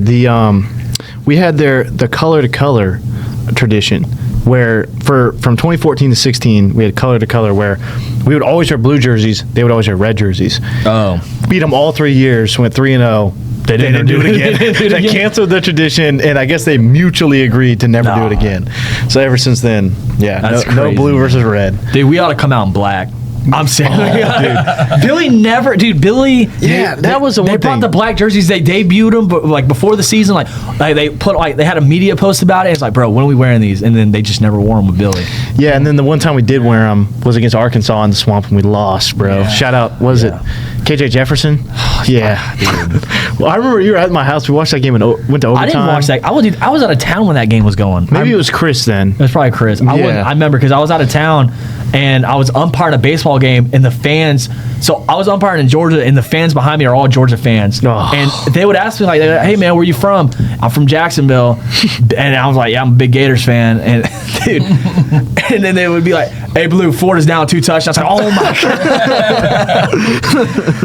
Oh, dude, good times. Georgia Not was really. ranked 11 in the CFP and 9 in the AP and 14. when we- Dang, Yeah, so dude. we went I in love there it. and we just Ran the smashed 'em. football. Taylor, what's Taylor's boy's first name? Fred Taylor's boy. He was Kelvin. Yeah, Kelvin Kelvin ran for Taylor, like dude. 192 yards. Dang, That's bro. ball Like a knowledge. career That's pass. crazy, It was- bro. It was wild. So, anyways, that was That's a pull, bro. That's a pull. San Francisco 49ers legend Kelvin Taylor. But that's all I got for college, man. Yeah, big week. I hate you, Jake Fromm, so much. I hate Jake Fromm. But yeah, Jake Fromm. Go Gators, man. Jake Fromm, State Farm. I'm going to hand it over to Davey for our NFL Week 8 recap. Thank you very much, Christian Sutton. Great job once again on the college. NFL Week 8 recap. So Christian Sutton with his game pace writer, he went record with 6-7, not very good. I finished with 9-4. So, solid game picks overall. Make sure you guys drop a follow on the TikTok. We're gonna start posting our game picks on there. Little short videos prior to the weeks coming up. So, Chargers 5-3 dominate the Vikings 37-10 on Thursday Night Football. Can I ask you a question? So, was Wentz the starter at coach's decision? Yeah. Dude, that's so weird. Yeah. Man. I don't know. They said J.J. McCarthy had a kind of a lingering issue. Oh, okay. But he played after because he had Wentz? an ankle injury. No, Wentz was hurt bad in that game. I don't know if you saw him. Dude, he had the whole shoulder pad on. He was coming to the sideline screaming, throwing his helmet in pain. Like, they didn't care. They would not put the backup. Like, J.J. McCarthy was still injured, but obviously you have a third-string quarterback. He's a rookie, but you could put him in. Who is it? Carson Wentz. Do you remember? B.J. something. He's a rookie. Okay. He's like late. I think he might have been undrafted. Yeah. But still, I mean, if your quarterback's dying out there, you're down 37-10. Get him out of the game, bro. Yeah, they didn't care. Kevin O'Connell go put him out there anyway, bro. Let's not forget that Kevin O'Connell let Daniel Jones, who's an MVP candidate with a 7-1 squad, and who maybe have the best team in the AFC. We'll get into that later. And in Sam Darnold, who has a 6-2 squad in Seattle. Let both of them walk and said, "Why did he let I'm going to put all Darnold my eggs walk? in a basket for J.J. McCarthy." I've never been on the J.J. McCarthy train. That might have been a front office. That sounds like a front office decision. I mean, but seriously, it could be, but the head coach absolutely has an influence on that. Dude, I don't know. I'm not going to sit here and pretend like, it was a front office. No, I don't know. I can't say it was a front office. It just sounds like it. The front office wants to start the rookie. I mean, that just. But in a football head coach's mindset, I just don't see why you would start someone is not better than, you know what I'm saying? Like, why would you start someone is worse? This all goes back to like what I was talking about. I can't remember if it was with you, but like about starting rookie quarterbacks. Like, dude, these rookie quarterbacks basically never have success. I mean, C.J. Stroud's one of the only ones that kind of has turned out to be kind of a fluke season because look where he's at now. I mean, they have not looked good. C.J. Stroud's not looked very good since. But you talk about Trevor Lawrence went 3-14. Cam Ward is having zero success. I mean, it goes back to probably the last 5 years. Caleb Williams, like the last 6 years. I mean, 7 years.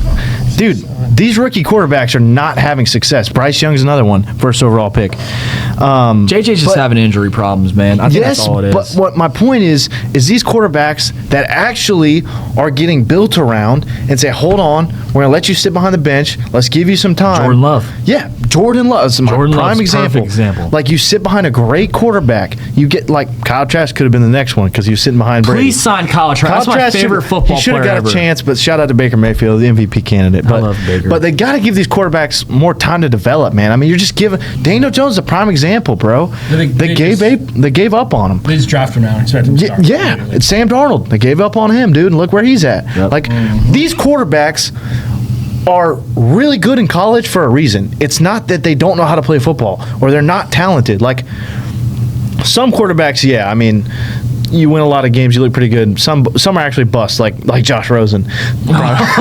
Josh Rosen, one of the biggest busts of all time. Crazy against Texas A&M. Yeah, UCLA. But most of these quarterbacks, dude, they're very capable, but they just need coaching. NFL is so much different than college. Like, give them time to develop, man.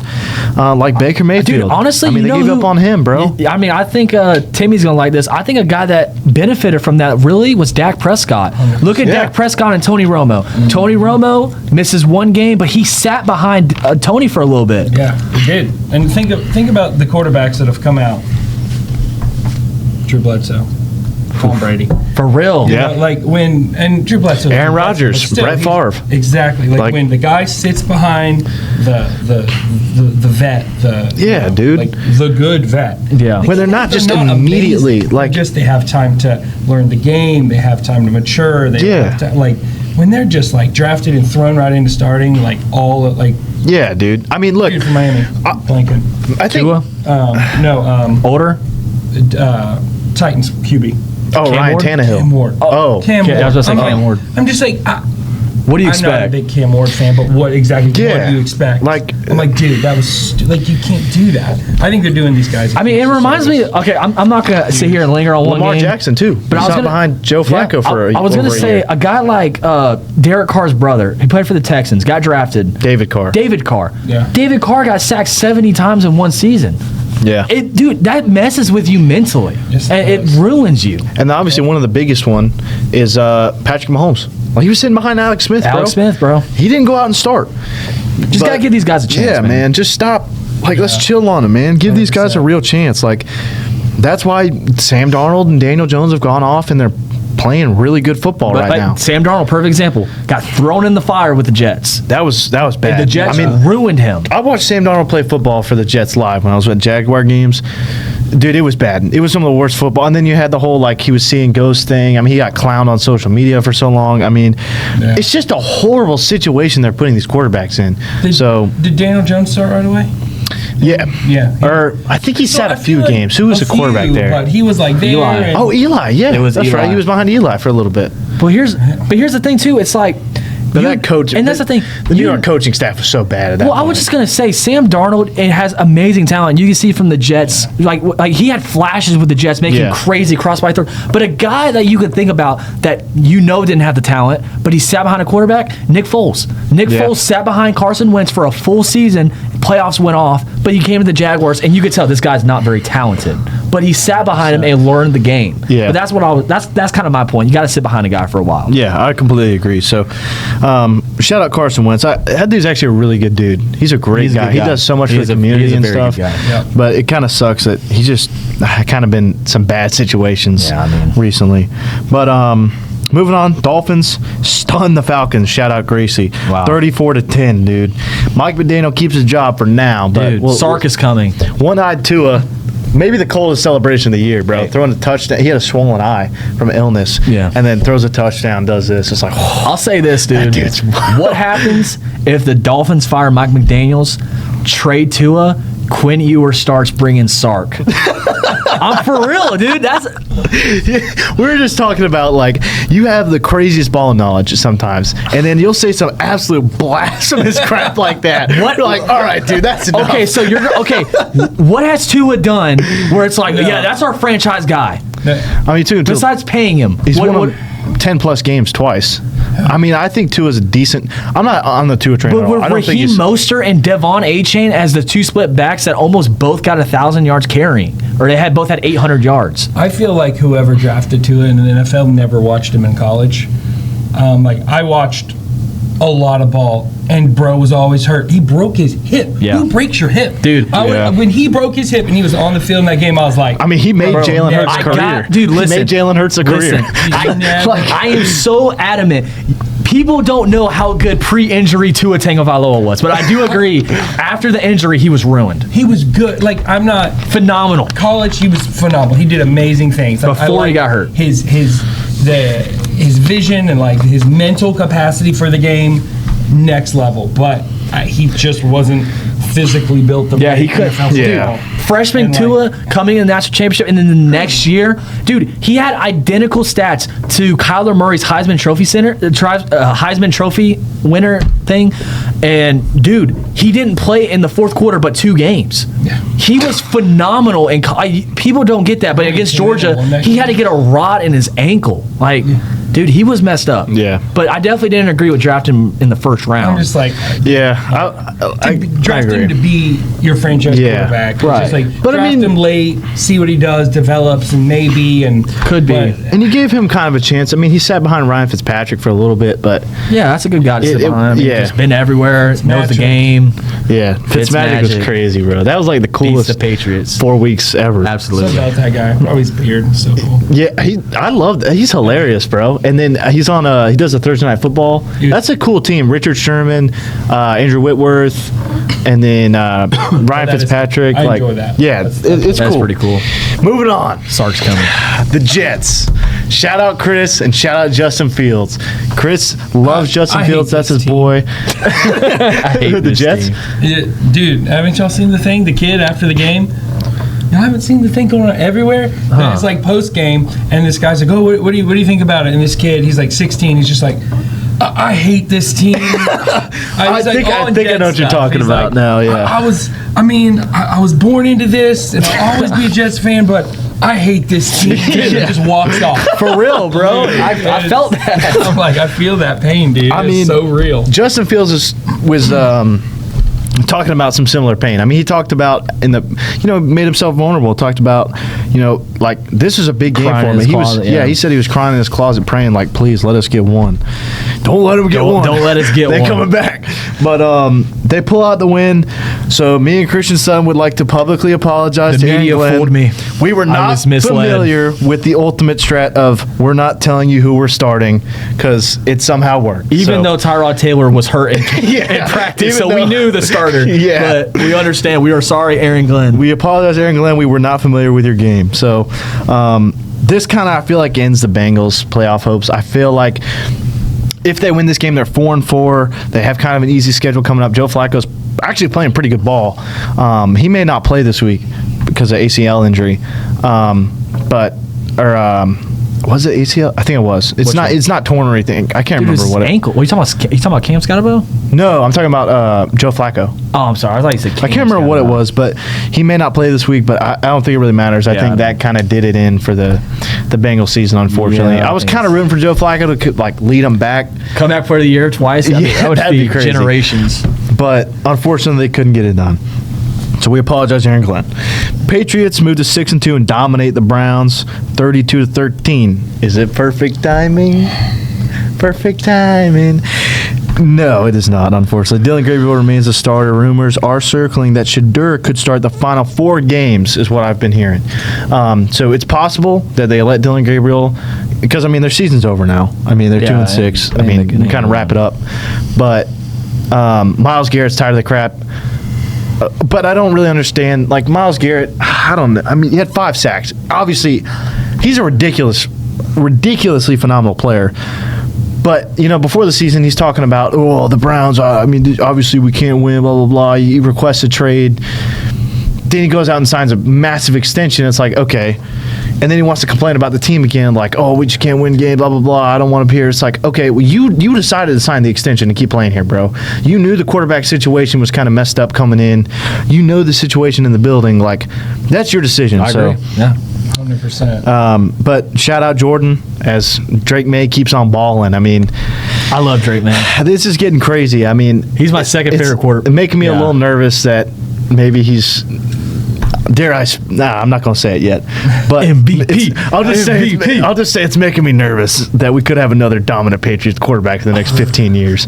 But Eagles, shout out to Jonah. Eagles beat the Giants. I saw Jonah beat up Davey for his comments about... Listen, I was telling him, AJ Brown crying for the ball. He is. Like, the Eagles, I don't hate the Eagles, but AJ Brown is just like, dude, he's requesting trade. He's making a big deal. Like, come on, man. Like, can I ask you a question? Who? Jonah. Oh yeah, no. Shout out Jonah. That's a good fan. That's a good fan. But I'm trying to. How many of us have wanted to punch somebody for saying something about our team, like on the radio? I about got this dude. If you keep talking crap about Trevor Lawrence, he put some bad juju on us. I won't lie. Dude. This dude. Okay, dude. Of the table to sit on. Yeah. Come on, bro. No, dude. No. Trevor. Don't even. We're gonna get into it. On that. We're gonna get into it. No, we're not. Anyway, I can't wait to weigh in. Dude. I'll be in the middle. So Eagles improved to 6-2. This game was actually really close, but let's give a moment of silence for Cam Scotabo. That was sad. I hate that for him, man. That does suck. This game was actually really close. It was 14-10 in the second quarter when Scotabo, and they had the ball. this Giants team really had a chance to win this game with the creatine Caucasians. I mean, them boys was balling, bro. They was balling. Dude, it was kind of messed up that like all the Giants teammates are coming over trying to help Camp Scotabo up. It's like, bro, no. Dude, do you not see his leg? Ankle is hanging off his leg. Opposite way, bro. Let him be. They're devastated. Yeah. It was sad. Jackson's freaking out. Like, poor Jackson Dart. It sucks because I actually hated Jackson Dart at Ole Miss. Yeah. I like Jackson Dart. I don't mind him anymore. I hate him, so I'm cool with him. Yeah. It's like such a punk or whatever. Yeah. Crybaby. Like, dude. He's just giant. I'm like, bro. Yeah, I like him, bro. Having fun. He's like, doesn't hate when the freaking quarterbacks take themselves so seriously. Yeah. Aaron Rodgers and all those. Did I bring up Aaron Rodgers? Old Aaron. I was going to, no, I didn't. I'll go back to this real quick. Yeah. Sorry. Me and him are both the first ones to. I know you like Aaron Rodgers. I like We're the Aaron first ones to just like, I can't stand him. Yeah. But I will give him this. I'll give him where credit's due. When Jordan Love came in that building, he did as much as he possibly could for for Jordan Love. So I'll give him that. He's a good teammate in that way, because Jordan Love talked about, like, I honestly don't think I would have had any, like, the amount of success I'm having right now without Aaron Rodgers. That dude, so he was talking about the I think the silence fine, I think is what they called it. So if he didn't ask a question in meetings, he was going to fine Jordan Love, basically. They were going to, like, make him pay him $5,000 or something like that. So like the whole team, or? Yeah, so they were forcing Jordan Love to ask questions in meetings, and Aaron Rodgers just did a great job of taking him under his wing and teaching him as much as he could. Obviously, Aaron Rodgers is very familiar with the game, and honestly, one of the most talented quarterbacks to ever play. I just can't stand the dude as a person. And, like, not to mention, like, don't even give me. I'll wait till we get to the Steelers game, because that's later on. But yeah, shout out the Eagles, 6-2. Shout out Jonah. Them boys are balling. So Saquon had a pretty good game for them as well. The Bills improved to 5-2 and dominated the Panthers 40-9. Christian Sutton took the red rifle to get it done. You guys don't know how good Bengals Andy Dalton was, bro. So there was nothing to say about the Panthers here, so I just had to say a big bounce back game for the Bills. Because that's the type of day the Panthers had. But we'll see. Bills. I mean, I like Josh Allen a lot. I do. Big game for the Bills to bounce back. So they're 5-2 after dropping back-to-back L's. So they moved to 5-2. The Ravens beat the Bears. I did not see this coming at all. Tyler Huntley gets a huge win for the Ravens. Do y'all think the Ravens can rally and win the AFC North? No. It doesn't seem like it, but look at the status of that entire division. The Steelers. Because the Steelers are 4-3. The Steelers. So I think they're 2 games back, and Aaron Rodgers and the Steelers play a really good team this week. I can't remember. We'll get into game picks, but they're not winning this week, I promise. You'll see. Who are they playing? The Colts. Yeah, they're not winning that game. I don't know. Well, I'll pick on it later, but the Steelers are playing at home. Well, that didn't seem to matter on Sunday night. Okay. But I think the Ravens could. I mean, Lamar's coming back this week. We'll get into game picks and discuss that. But Ravens improved to 2-5 with Lamar coming back this week, so we'll see what happens. The Texans, 3-4, beat the 49ers 26-15. Didn't see this coming at all. Yeah. I mean, as bad as they've been and the amount of games they're losing, I guess this isn't. I mean, this is one of those wins where it's like, okay, you're an okay team, you're bound to win a football game eventually. I feel like this is one of those wins. If they play 10 times, I think the Niners winning like 8 of those times. But still not sold on C.J. Stroud. Yeah, exactly. Like I don't see the Texans as a threat still. And then I put here. Can't stand the Texans, so I have nothing to say, but shout out to Noah Balderas. He's a big Texans fan. Bucks dominate the Saints. I'm sorry, Uncle Mike, but I don't know what's going to happen with the Saints. I mean, this is... Who's that? Yeah. They're just... It's just one of those years, man. It's just one of those. Look, man, I'm actually going to speak on this game. I said it last week. I really like Kellen Moore. I really do. He's Eagles OC. Helped lead one of the best offenses we've seen in a long time. He was in Dallas for a while. Dominant. Yeah, dude. I wanted him as our next head coach. Yeah, he could have been. It could have happened. Should have happened. I mean, it should have happened. Exactly. Dude, but like I said, I like Kellen Moore. I think, dude, this is his first year. Family show, so I'm not gonna start cursing. But And I'll be honest with you, dude, they're not drafting well, and I don't think that's on him. I mean, you take your quarterback with a guy that's super I mean, Shador in the second round would have fed families. It's first year. First year. This is his first year. Yeah, like He was Eagles OC last year. But they just don't have a very good roster. That's man. but then you draft Kelvin Banks from Alabama that's had injury problems in the first round. Yeah. Has had horrible. He's like Alex Leatherwood all over again. But for you're the drafting Raiders. somebody to protect your quarterback, but it's like if you protect your quarterback, You expect your quarterback to make the pass. yeah. I mean, what quarterback do you have though? the Saints have seemed to just go back to like my whole life growing up. The Saints were irrelevant. you don't know how good Drew Brees was. Oh my gosh. No. He's My about to whole get life, until Sean Payton and Drew Brees. And then Sean, no. sorry. And I was like, what the heck? The Saints. I hate the Saints. I don't know why. I was unfamiliar with your game. LSU. Saints. Yeah, Ugh. But to me, I'm just like, I don't know. They're the Saints. Like, I don't know how they got those two, Peyton and Breeze together and whatever. And now they're just kind of slipped back down. But I wish my boy Moore all the. I love Kellen Moore, man. was playing ball on the blue turf. Dang, that's ball knowledge. On the star. Moving on. Oh yeah, Baker for MVP. I mean, I'm gonna keep saying it every week. I mean, this dude's playing Baker. at a ridiculous level. With Mike Evans done for the year, Chris Godwin's been out, Bucky Irving's been out. I mean, this dude, Ibuka's even been hurt. It's been just throwing touchdowns to Tez Johnson, bro. If anyone can tell me where Tez Johnson went to school at or when he was drafted, please let me know. But exactly, Couldn't tell you. these are the dudes that I mean, he's a good receiver, but. These are the dudes that Baker Mayfield's making ridiculous Sterling Shepard. throws. Yeah, it's Sterling Shepard. I mean, how long is that dude? Retirement home. A third Nate with me. Dude, I mean, that dude, Will right out of the backfield. it's crazy. Baker Mayfield, I love that dude. Like, he got done so wrong in Cleveland, man, and look where Cleveland's at now, and look where Baker is. So even Carolina, I mean, Carolina's another one where you had Sam Darnold and Baker Mayfield. You couldn't win with either of them. Yeah. And look where those guys are now. There's just franchises that just destroy quarterbacks' careers, like the Jets. I honestly don't get why I don't understand why some cocky, SOB type quarterbacks everybody loves, and then some of them are like, oh, we just hate him. It's bad attitude. I'm like, he had freaking swagger. Dude. It feels like Baker. we're talking about Baker. College, It kind of reminds me of Johnny Manziel, though. Loved to hate freaking Baker Mayfield. Yeah. I'm like, I mean, yeah, he ran his mouth, but No, I hate. But he backed it up whether he was winning or losing, bro. Well, he wasn't going to back down. He wasn't one of those he dudes. wasn't backing down. He was one of Winning, those losing, dudes. Yeah. And when he had a position, he stuck to it, even if he looked stupid after that. Exactly, bro. Yeah. That's what I'm about to say. Team loyalty is a big deal. And, dude, what he did for Cleveland, and for Cleveland to throw him out on the street. Dude, 9 wins, 10 wins. They were that fumble away from beating the Chiefs in the divisional Who round, did bro. they throw him freaking away for? Who was it, remember. dude? I don't even remember. Johnny? So- Or was that? No. No. After brought Baker, in, they let Baker ride, and they. Deshaun Watson. Deshaun Watson, bro. I'm like, really? Yeah. But dude, here's the thing. How many games that dude even started? But here's the bro? thing, and Bill O'Brien made that trade, and everyone was like, that's a horrible trade. Deshaun was on a horrible contract. Yeah. And that's the thing. And the D-Hop trade, the D-Hop stuff, and whatever. I'm not talking about the Texans. That's irrelevant. But quarterback wasn't the issue. No. It was never the issue. Yeah. The issue.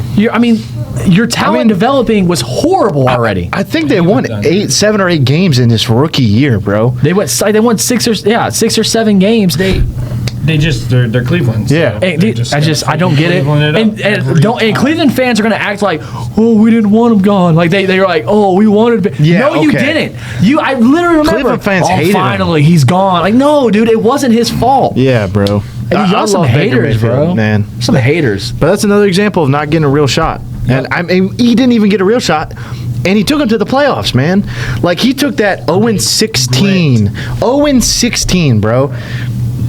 The Browns were. And he's taking those teams to the... Like, come on. He changed the culture in Cleveland. Big Ben. Like, dude, that's a team. Like, Dude, they blew out the Steelers in the first round. Like, come on, man. unwinnable game. Like, the most, like, it's giving off Tim Tebow vibes. Like, Yeah. the odds stacked against you. I mean, you have Antonio Brown, Big Ben, Le'Veon Bell. It's like a last ride kind of deal. And That was you Big Ben's last year, wasn't it? yeah, He retired after that. Yeah, he lost after losing to Baker. They were favored by like 15, 20 points. It's sad for people who don't remember Steelers, Antonio Brown.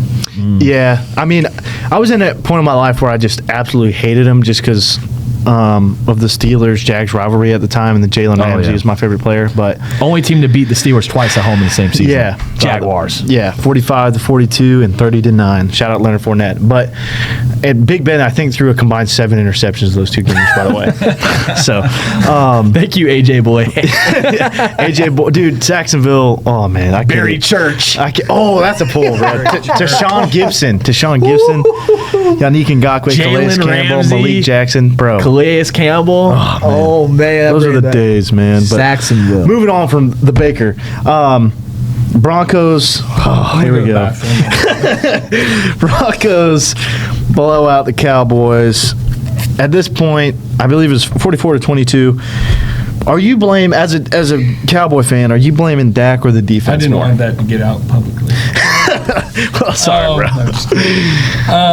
You put this more on you put this more on Dak or the defense, or both? Both. I don't know, just freaking bipolar Dak, dude. Like, you got MVP Dak, you got Pro Bowl Dak, or you've got whatever Dak that was. Yeah. Like, what in the world? Like, you literally, I don't understand. The defense is terrible. And that's a good Broncos defense, but I mean, still. How do we follow up last week with this? I just don't understand. Just no consistency, no. I mean, is it? I don't know. There's honestly been some things the Shotty's done. I'm like, I don't know. Maybe he's going to be a decent coach. But then you come out and you do this. Yeah. You just lay this egg, this disgrace on you. Yeah. I don't even know. Yeah, I mean, they've looked you freaking so good at times, man. That's a bad game. That's the future. Joe Milton. Hey, we'll he's see. Been sitting behind Dak. Yeah, that's true. That's true. Let's go. Pass the reins on Dak. Pretty rough. It was at Denver.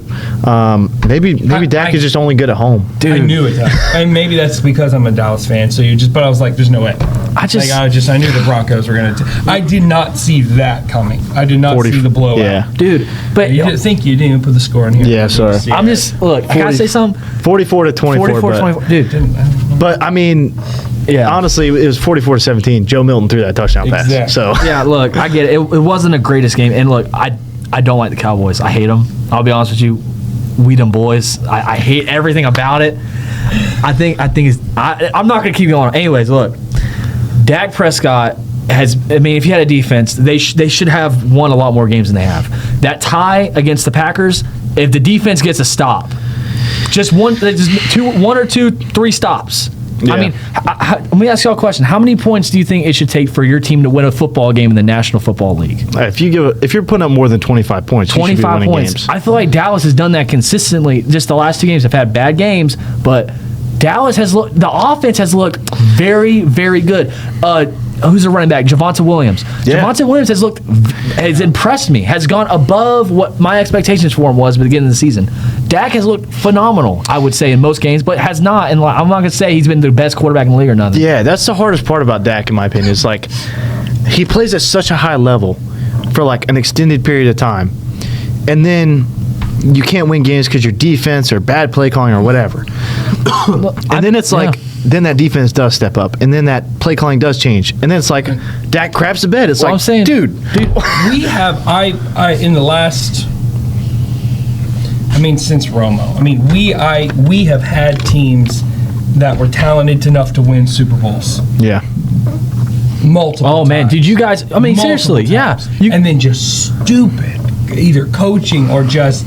You come out and you're like, wait, what? What team is this? I've just watched you win 10, 11, 12 games. Even against, I mean, just a few years ago, we were watching, I was at your house watching the game, Cowboys versus Niners.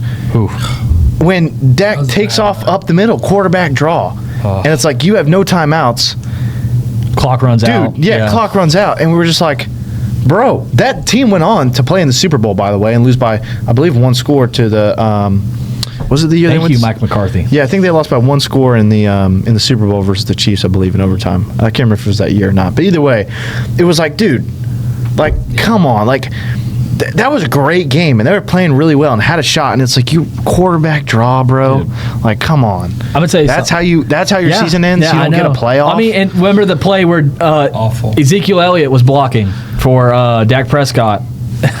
Remember, he goes under center at the last minute. Oh yeah, that was horrible. But it's moments like that. This just makes you wonder. And I think, dude, I really believe it comes down to coaching. Brian Ubelis is their defensive coordinator, former Bears coach. Was horrible, dude. He's horrible. He's not good. Yeah. And I'm just gonna sit here and say this: after this year, if they move on from Brian Ubelis, go get Aaron Glenn. If the Jets decide they move on from Aaron Glenn after this year, go get Aaron Glenn. Has shown he's a great coordinator. But more than that, man, I mean, I think their window closed 2 years ago, 2 to 3 years ago. The year they played the Packers and got blown out by the Packers. Dude, you had Diggs on a rookie deal. You had CeeDee Lamb on a rookie deal. You had all these phenomenal players on a rookie. Yeah, Micah Parsons, Dak Prescott, all these got cheap deals. Had a bunch of guys. The great receiver, Michael Gallup. Wasn't he still on the team? Dog. Yeah, dude. Yeah, he was still there. Everyone. Did they didn't have Amari Cooper, did they? No, I think he already moved on. But I think Jake Ferguson was there still. Yeah, dude. Dude, it's a great roster. That's what I mean. All of them cheap. I mean, Jerry Jones. I don't like Jerry Jones, but dude, somehow the dude gets a great roster like every year. That's what I mean. Deron Bland was actually next year, but he was playing great. Broke the record for most pick sixes in the season. Yeah, that's what I mean. He built some great teams, but he just never will hire a coach since Jimmy Johnson that he'll let be the coach. Yeah. Like literally, we're just watching a puppet. Yeah. Like Jerry gets Jerry's the worst owner in sports, in my opinion. I hate him. I hate Jerry. No, seriously, I believe that he's the worst owner in sports. 100%. I don't think there's a worst. I mean, I would put him up against anybody. My money would be on Jerry. I mean, look, Jerry Jones just has too much hands-on. He doesn't like you said, he doesn't let a coach. And I mean, to bring in Mike McCarthy, I think Mike McCarthy was more than capable of being a coach, but yeah, he's shown with Green Bay. He was with Green Bay. Yeah, he's Green Bay forever. I mean, he just couldn't get it done. But he was a good coach. But Jerry Jones is just ruining that franchise, man. But real. Tough week for the boys. But moving on, we got the Colts beat up on the Titans. That was a pretty tough game. They beat them 38-14, I believe. Colts moved to 7-1. I don't really know what else to say. They seriously might be the best team in the NFL. Obviously, they're 7-1, so you maybe wonder where that loss is to. It's to the Rams, who I think, shout out Mr. Tim, I really think are the best team in the NFC. Yeah. Like, you look at the games they've lost. 2 plays away, basically. Bro. Like, the blocked field goal and kind of a controversial call. I don't know about – I like Sean McVay. He's a great coach. No, they only lost 2 games. So they lost to the Eagles on a blocked field goal, which is like, what are the chances? Yeah. And then they played the 49ers in overtime. Sean McVay, 4th and 4, decided to go for it, down a field goal, and try to go for the win instead of taking the field goal to tie it. Which is very un-Sean McVay of him. Yeah, it was crazy. It was not expected because I feel like you're playing pretty good ball. I mean, I think you take the field goal there. But either way, 2 plays away of being undefeated right now. I mean, that's a really good football team. And Devontae Adams being there does not help everybody else. I mean, dude, those dudes are balling out. So, but their only loss is to the Rams, who I think are the best NFC team.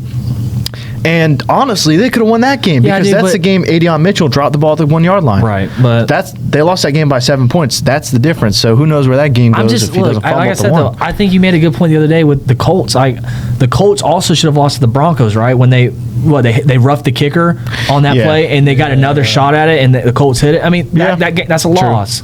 And then just they played the Cardinals, barely squeaked by the Cardinals. I mean, like I said, Jacoby Brissett. Don't sleep on Jacoby Brissett. Like Florida alumni. Kyler Murray plays that game. I mean, seriously, who knows what can happen? And so How many teams did Jacoby play for? 27? Going on 28. That dude. Man. So sorry, I interrupted. No, you're good. I was done, bro. You're good. I think we'll look up at the end of the season. The Colts will be like 10-6, above average team. I think I'm not ready to call them the best team in the league yet. 10-6, 9. We'll see. I mean, they're top 5 in the NFC. Listen, top 3. If they come in to Jacksonville and Daniel Jones breaks the curse, they have to be the best team in the league because it's like I think the Chiefs are the best team. Colts haven't won in Jacksonville in like 10 plus years, I believe. Just me, or does everybody think Daniel Jones' eyes are too close together? haven't noticed that. I haven't particularly gandered at his eyes. Now you're gonna. I'm gonna look at that now. I'm a Cowboys fan, so I saw a lot of Daniel Jones twice a year for quite a few years. So True. I'm gonna here, real quick. I mean, I was to say, I still think the Chiefs are the best team in the AFC. Just for sure. With Rashee Rice back, the record doesn't reflect how. Well, we're gonna get into the game pretty soon. The record doesn't reflect how good this Chiefs team is. Yeah, like, for real. I mean, seriously, like they might go win the Super Bowl. That was kind of what I was getting to because we got that coming up. But first, we'll go over the Packers exposing the Steelers, 35-25. It was not that close. It was 35-19. It was a garbage time touchdown. They dominated. The Steelers were up 16-7 after kind of a weird first half. And then, dude, the Packers came out they killed them. They didn't give them a chance. I mean, they put up 3 points from the beginning of the second half up until like 2 minutes left in the game. They missed a field goal too, I think. Right?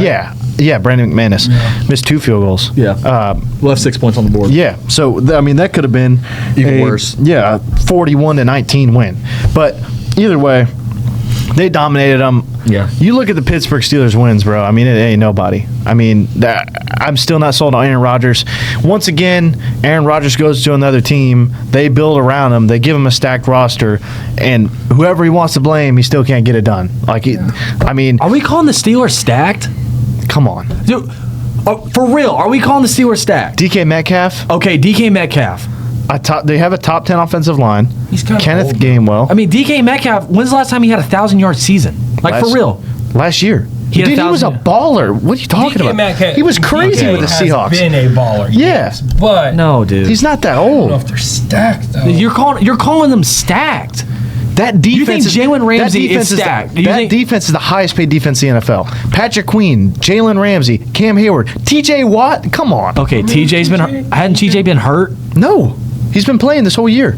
Oh, they got hurt. No, I'm telling you, I don't know if it's Aaron Rodgers' culture or what. I don't know. But again, that team's building around him. I just don't think they're stacked. I don't think that's an appropriate word to describe the Steelers as stacked. I think they definitely have a top 15, top 10 roster. So if you I don't like the word stacked because if you say stacked, I'm thinking they're going to go win a division. I'm thinking more that defense. That defense is loaded. And they're playing horrible football. But Aaron Rodgers doesn't play defense. Okay, but Aaron Rodgers put up 3 points in the second half. A garbage time. I'm not trying to be like that. I'm just saying. I'm not an Aaron Rodgers fan. I don't like the Aaron Rodgers hate. Their offensive line even plays good D.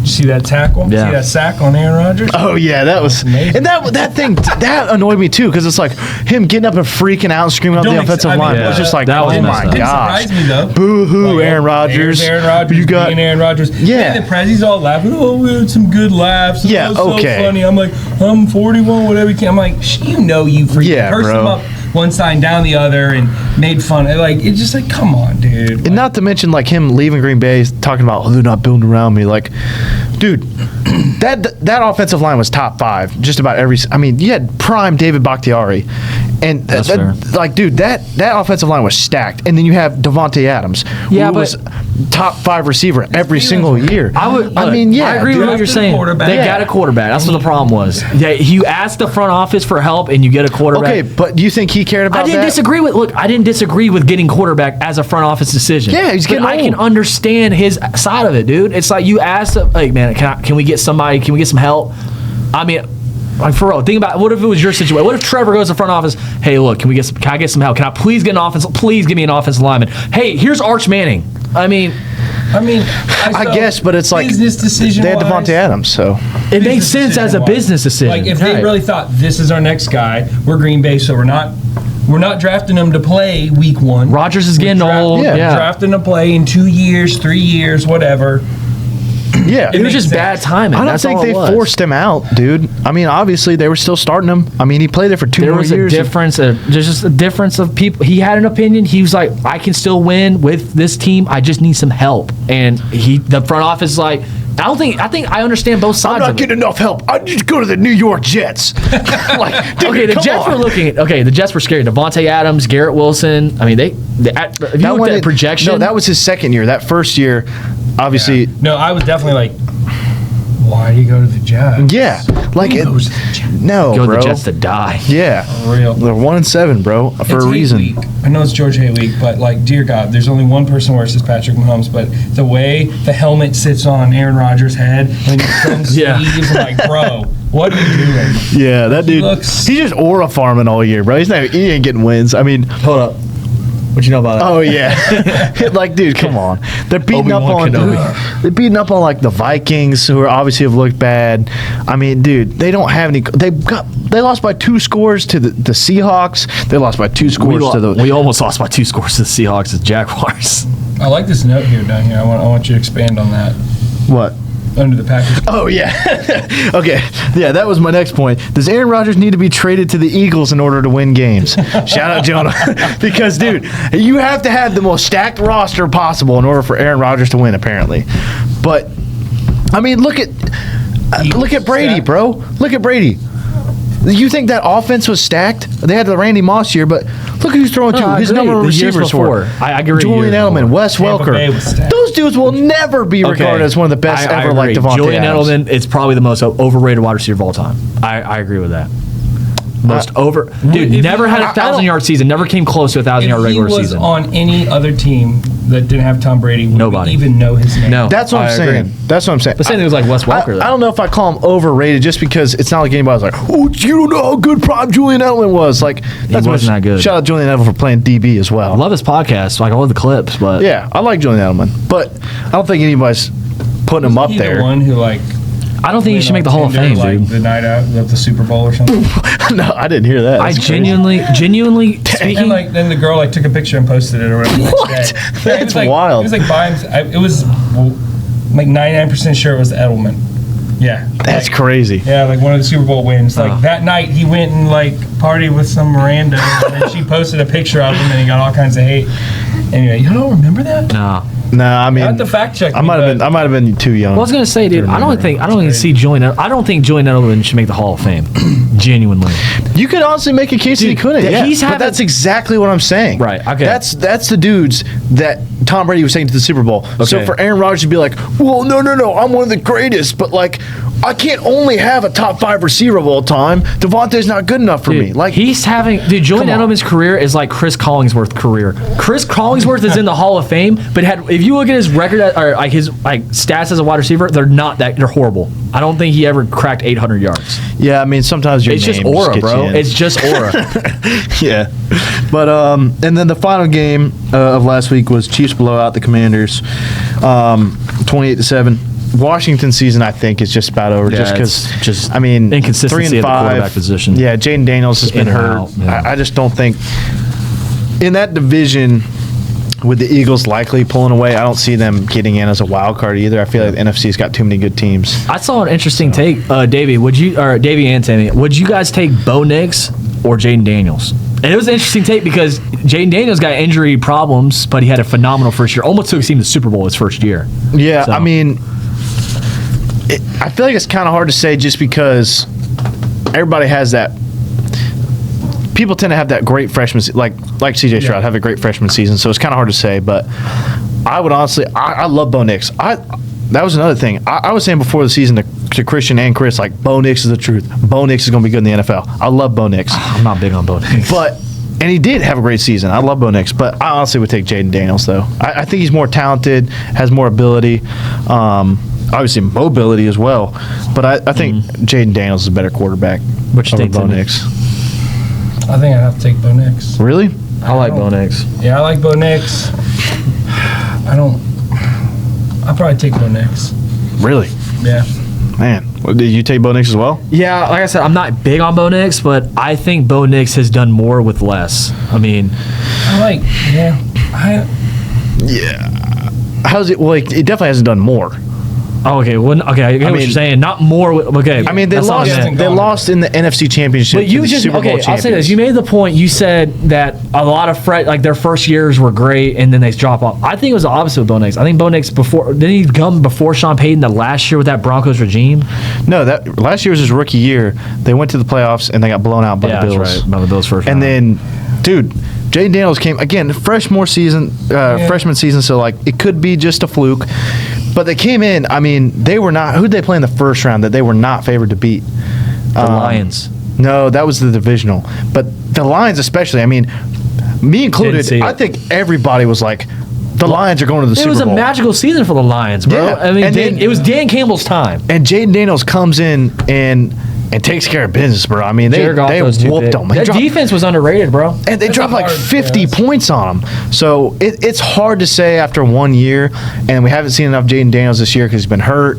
But Bo Nix has looked good. So it's kind of hard to say right now, but based on what I've seen, being that he's been to an NFC Championship and Bo Nix got blown out in the first round, I'd have to take Jaden Daniels, but it's hard to say. That's fair. I see your point. That makes a good point. So, going on to our Week 9 NFL game picks. Thursday Night Football, Lamar is making his return, so he will play tomorrow at the Dolphins. Even if Tua has a swollen up eye, I don't think that's going to save him. So, I think Lamar gets done in Miami. And Ravens improves to 3-5. And that game, if they improve to 3-5, you expect the Steelers to lose this week against the Colts. They're 4-4. I mean, it's a one-game difference in the AFC North that the Bengals and the Browns I don't think are winning. So, but we'll see. Who you got? I definitely got the Ravens.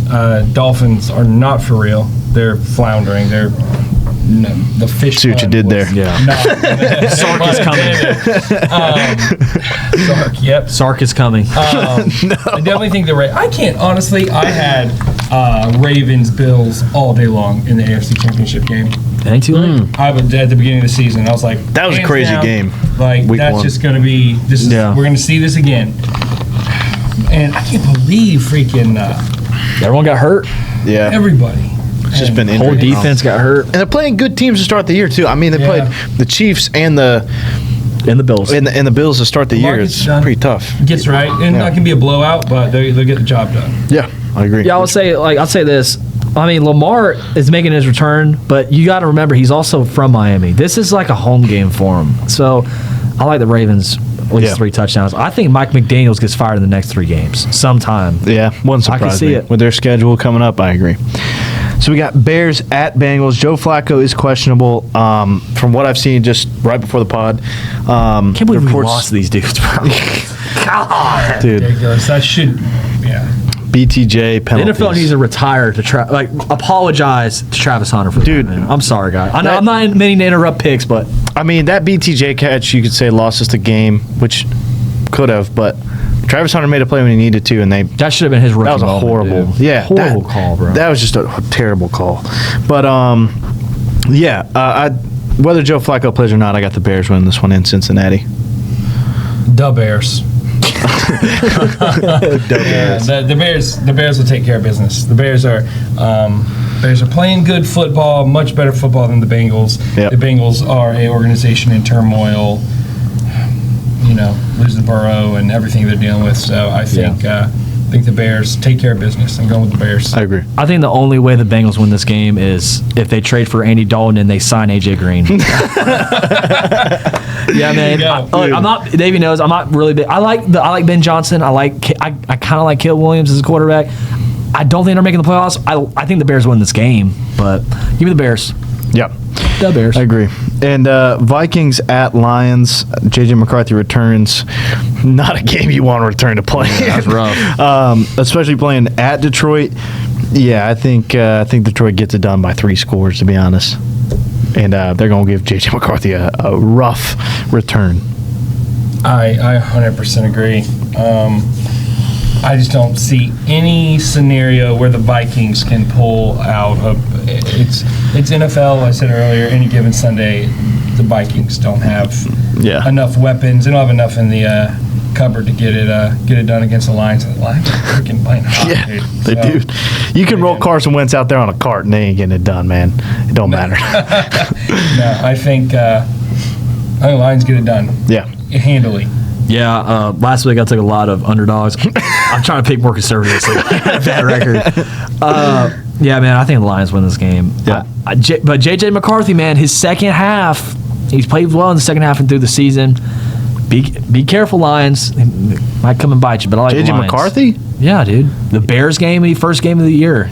Came back through 2 touchdowns in the second half. I'm so tired of it. There should be no hype behind J.J. McCarthy. Okay, dude. He had one good quarter, and everybody, dude, he went on to lose back-to-back weeks and get injured. Okay, dude. They got blown out by the Rookie Falcons. quarterback, by the way. He's just starting. This is his second year. It's his second year. Okay, he got hurt his first year, bro. He ain't a rookie. Stats, listen. Yeah, he actually is, but he's not a rookie. yes, he is. He's not. Who? J.J. McCarthy. If you didn't, yes, you are. If you didn't play in the season, then you're a rookie. It's not because ETN, I wanted to win Rookie of the Year, but he couldn't because NFL's different then. Yeah. In other sports, if you don't play the whole season, I wish because ETN would have a Rookie of the Year, and Patrick Mahomes would have won Rookie of the Year, but neither of them were except able to. Alex Smith. But Panthers at Packers. Bryce Young is questionable, but he's likely going to play. I can actually see this being a decent game, but I think Jordan Love, the Packers, get it done. Prove it a 6-1-1. Who you got? 100%. I think it's same exact sentiment. I think it's going to be a close game, but Packers get it done. Packers are playing good ball. It's in Lambeau. Packers get it done. 6-1-1. I like that last one. Yeah, I think the Packers are going to win. I mean, the Red Rifle let me down last week. 40-9, man, that's too much. Give me the Packers. Chargers at Titans. Yeah, again, I was just say about that. Yeah, Titans. You could just pick whoever's playing the Titans. Just pick them to win, bro. Oh, I don't know. The Dolphins. The Dolphins are the Brown, bro. I don't know. But yeah, definitely got the Chargers taking care of business. Hopefully. I mean, how are you going to freaking pick the Titans in anything? Like, the Titans will win another 1 or 2 games that they're not supposed to win. They're not going to win another game. They're not going to win another game. I hope not. Watch, they'll beat the Jags. The game to get into the playoffs, they'll beat the Jags. Don't put that on us, bro. I'll never forget Will Levis ruining our playoffs. Oh, dude. Let the Texans get in. I don't want to talk about that. Chargers. All right. Chargers getting done in Nashville. Assume you got Jay Herbo. Yeah. Okay. Falcons at Patriots. Shout out Gracie. I won't shout out Gracie on the fact that they probably are going to get blown out. I think Patriots probably win this game by 20 points. Unfortunately, the Falcons have looked horrible the past couple weeks. Not sure why, and the Patriots have been dominating everybody. Yeah. So I'm gonna take the Patriots to win this one. Big. Freaking Pats are on fire. So. Yeah. The Titans are idiots, and they deserve to go, winless. For real. Get rid of Vrabel. Yeah, I agree. Pats are good. They're rolling. Yeah, they're going to take care of the Falcons. Christian Sutton. I love you, Drake May. I got Drake May winning this game. It's no contest. 49ers at Giants. First game without Scattaboo. This is going to be a tough game for them, I think. I mean, he's just such a locker room presence as well. They're all sad. Yeah. I'm actually switching up. I'm going to go upset of the week. I think the Giants pull it out and beat the Niners in New York in honor of Scattaboo. Giants may not win 2 more games after that the rest of the year, but I'm going to take the upset here. I'm going to take the Giants in honor of Scattaboo. I love it. I like it. It's ballsy. It's honorable. Yeah. But I think it's stupid. Yeah. I'm going to pick the Niners. Yeah. I think the Niners I don't hate that. No, I get it. I'm just... I don't think... I think that that team was playing on a testosterone high. Yeah. They're just young dudes just freaking balling out, just out of their minds, and they're super sad right now. Like, literally, they're just like, deflated. Dude's foot was disconnected. Yeah. I'm mostly picking him on the fact that Mac Jones is... Now that they got film on him, he's looked worse and worse every week. If Brock Purdy does play this week, I'll take the Niners. It looks like Mac Jones is going to. In that case, I'm going to take the Giants. But I like how you didn't put that note on there for me, but it's fine. Yeah, sorry. No, it's good. I'm still going to stick with the notes. I gotta work on the notes. But go ahead. Yeah, dude. A part of me really wants to pick the Giants. I think it's gonna show a lot about this team and how they respond. And honestly, Brian Dable really needs this win. I mean, I don't think it's talked about how enough. Brian Donuts is on the hot seat, dude. I mean, he really is. I like Brian Dable. I think he's a good coach. I think he's been given a bad hand. I mean, but I'm going to take the 49ers, man. And But it just depends about how the team responds, man. If they roll out Scatabo on the sideline in a wheelchair, give him a headset. Yeah, who knows, dude?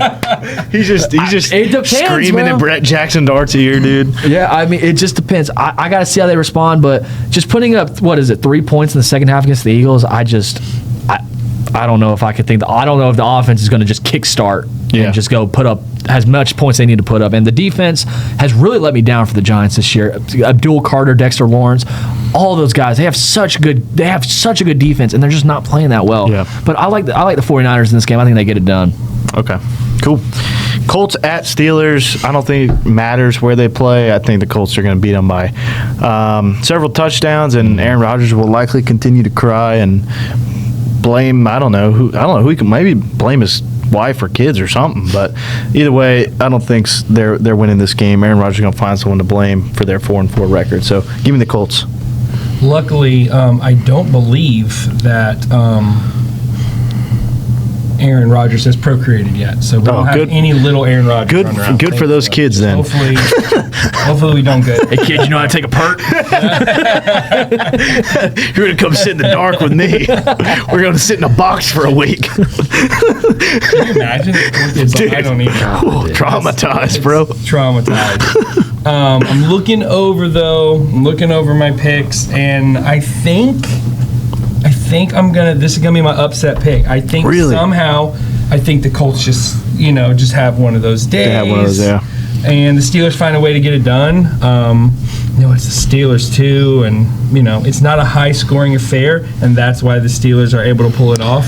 The Steelers defense comes to play because Steelers are stacked. They are. That defense is stacked, bro. And they beat the Colts. I'm picking the Steelers to win freaking 29-24 or something like that. I hope so.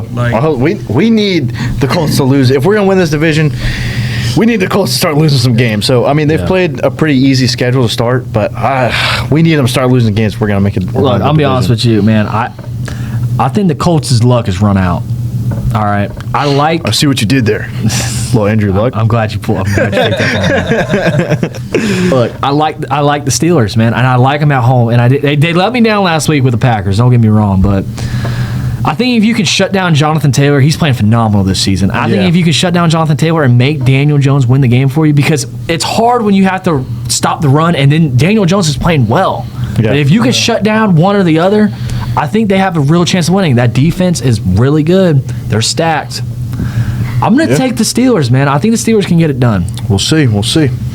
Broncos at Texans. I think this Broncos defense, Texans probably feeling pretty good after a win over the Niners. That offense is, probably feeling pretty good, but I think if anybody's going to shake them up, it's that Broncos defense. Obviously played great against against the Cowboys, and unfortunately the Jags are going to have to play them later this year in Denver, so that's probably not going to be super great for Trevor. But that Broncos defense is legit. I mean, Broncos are another team who are a couple plays away from being undefeated. I mean, that's a really good team. We could see them make a run in the AFC, but who knows? They may win that division. We'll see. Yep. I mean, they still got to play the Chiefs twice. Absolutely. So right now they lead the division with a 1-game lead. So we'll see what happens. But I'm taking the Broncos to get this done pretty convincingly. 100% Broncos all the way. Broncos are going to take care of business. Texans don't stand a chance. I honestly don't think it'll be close. I think it'll be like a freaking 37-13 or some crap like that. 37-17. I think the Broncos go in, roll, take care of business. Keep rolling. They're hitting on all cylinders. Yeah, they've been great, man. Obviously, I'd love to see the Texans get blown out. So I don't think this is. Look, I like C.J. Stroud as a person, and I don't like that he's playing for the Texans, but it's not C.J. Stroud's fault. It's that offensive line. It's horrible, man. I mean, they're horrible, and unless Bo Nix gets stuck in traffic, I don't see it. I don't know. I mean, they beat Mac Jones. Congrats. I don't know what you want me to say to that, but I think the Broncos get it done. Like I said, I think y'all were spot on with the score predictions. I think at least by 2 or 3 touchdowns. Yeah, I agree. Saints at Rams. Rookie second-round pick, Tyler Shook. I thought it was Shaw. I thought it was Shao. It's actually Tyler Shook. So weird Tyler Shook or Shook, something like that. Anyway, he's been named the starter for the Saints. Who dat? Yeah, it don't really make a difference, I don't think. It's the worst thing that's ever Who been dat? invented for a team ever. I like the Saints, man. Not a particular. They're such an underdog franchise, bro. Because How they never can you won not anything. With the Who Dat thing, they're like making fun of like people with speech impediments and mental deficiencies. I was offended. Uncle Mike's getting slandered right now. I'm sorry, I like Uncle the Mike. Saints, man. No one can make me hate you, Drew Brees. Like, for real. I don't hate Drew Brees. No one- and I don't his think anybody cool really hates scar on Drew his face. Drew Brees is the man. Yeah. And any coach that lets the defensive coordinator run a bounty scheme, he's got my vote for president. But I hate the Saints. Yeah. Sorry.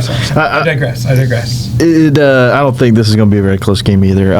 Shout out Mr. Tim. I think the Rams going to keep on rolling and probably beat these boys by quite a few scores. Yeah, to say the it's least. in LA.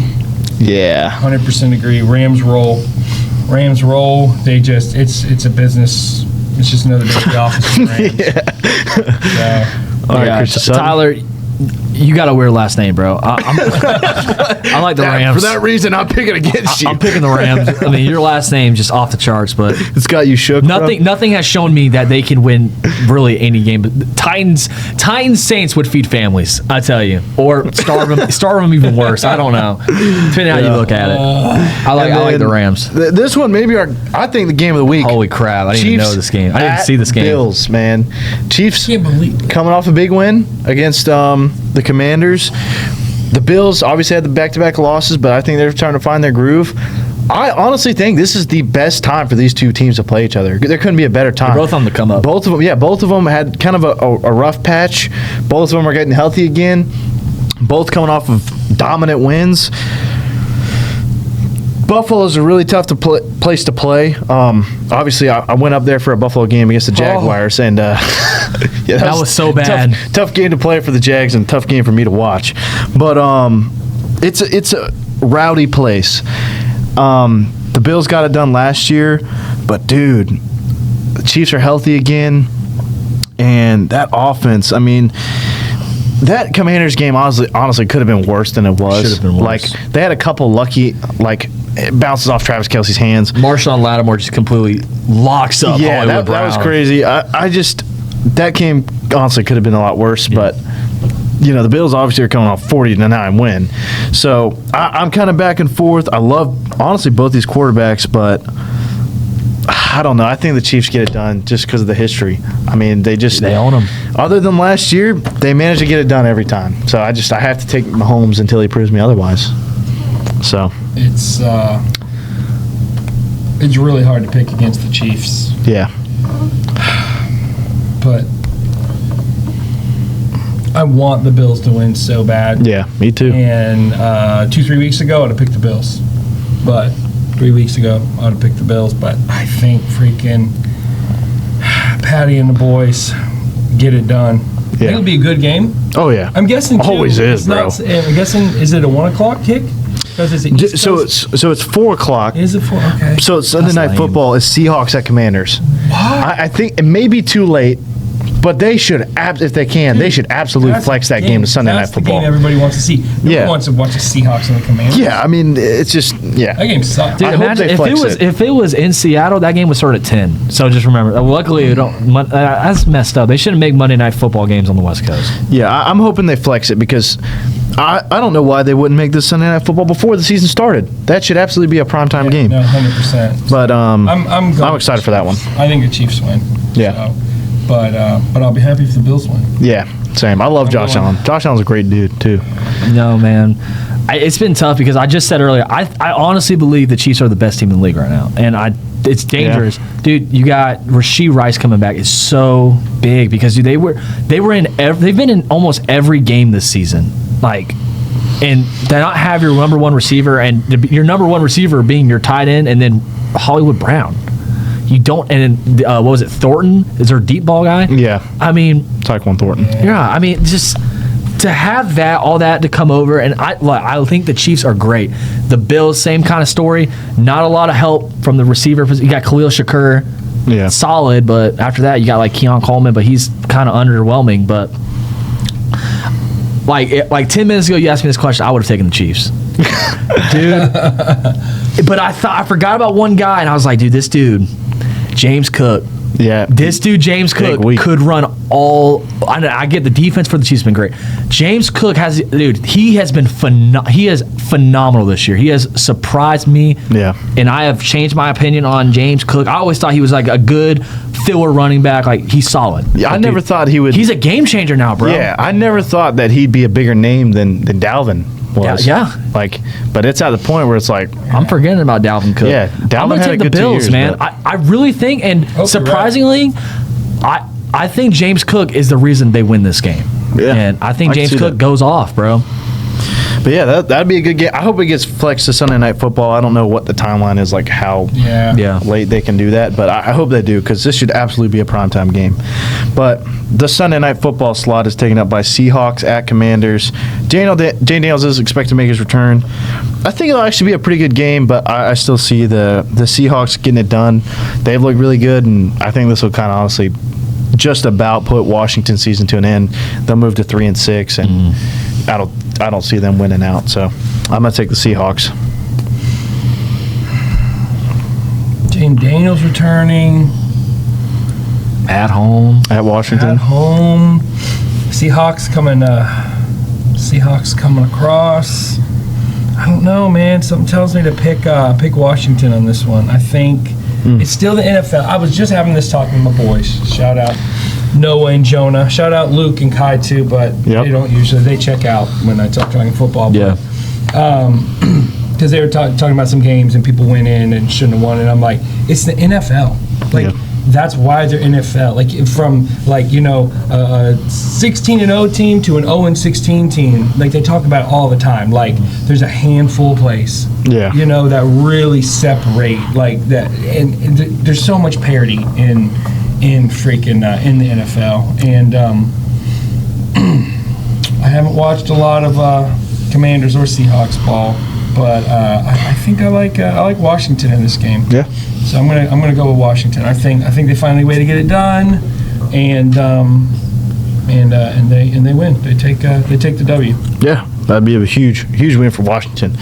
And then Christian Son, what you got? I was gonna say, I think, like I said, the most boring team in the league is the Chiefs. Up there, number 2, I think it's the Seahawks. I mean, every Seahawks game I watch is so boring, but the defense, man, JSN, probably a top 3, top 5 receiver in the league right now. I mean, it's weird to say that, but I think the Seahawks get it done, man. I like the Seahawks in this game. All right, and then Monday Night Football.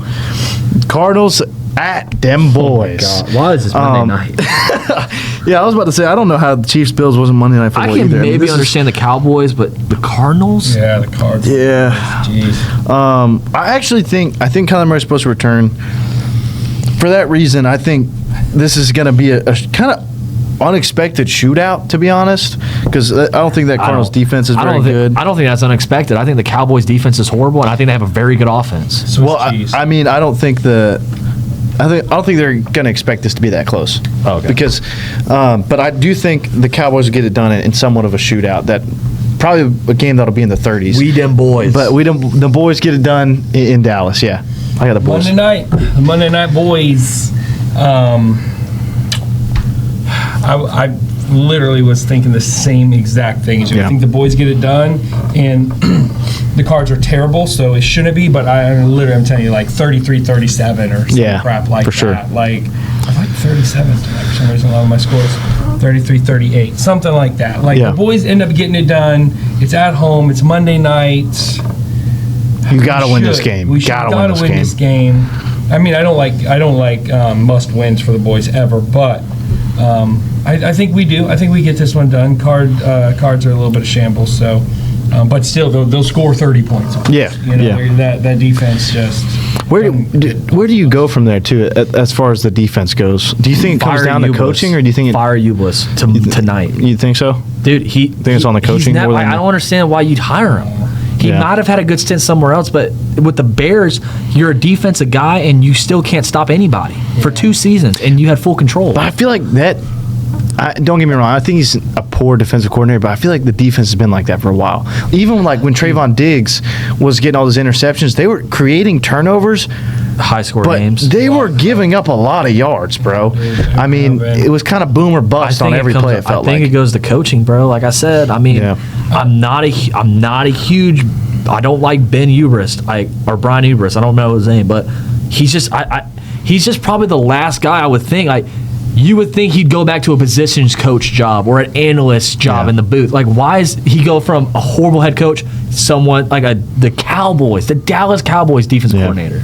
You can't get nobody else.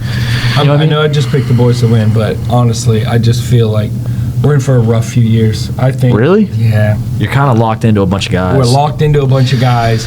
Dak's getting older. Freaking Brian Schottenheimer's our coach. Timmy, I didn't ask you, dude. How'd you feel about Micah leaving? Oh, I was very upset. Some Cowboys fans were like, you know what I mean? You gotta be an idiot. It was the best. I feel like Micah Parsons was the best player on the team, both sides. We got to stop the run. That's Jerry, bro. Jerry. Yeah, that's like trading Luka. Oh, defense wins championships, and now the Mavs haven't won a game this year. I'm like, bro, I cannot believe that. And the way he handled it. Jerry Jones is a buffoon. It was an embarrassment. Yeah. And then he takes the credit like he made some great trade. Like literally a crazy person. We just felt we needed to stop running. And freaking I was very So who you got? The Cardinals or Cowboys? Yeah, I think the Cowboys win this game. I think it's a lot low scoring than you think. I don't think the Cardinals have a lot of offensive firepower, especially with James Conner going on the IR. Marvin Harrison still hasn't blossomed into the guy that you would think the Cardinals would want him to be.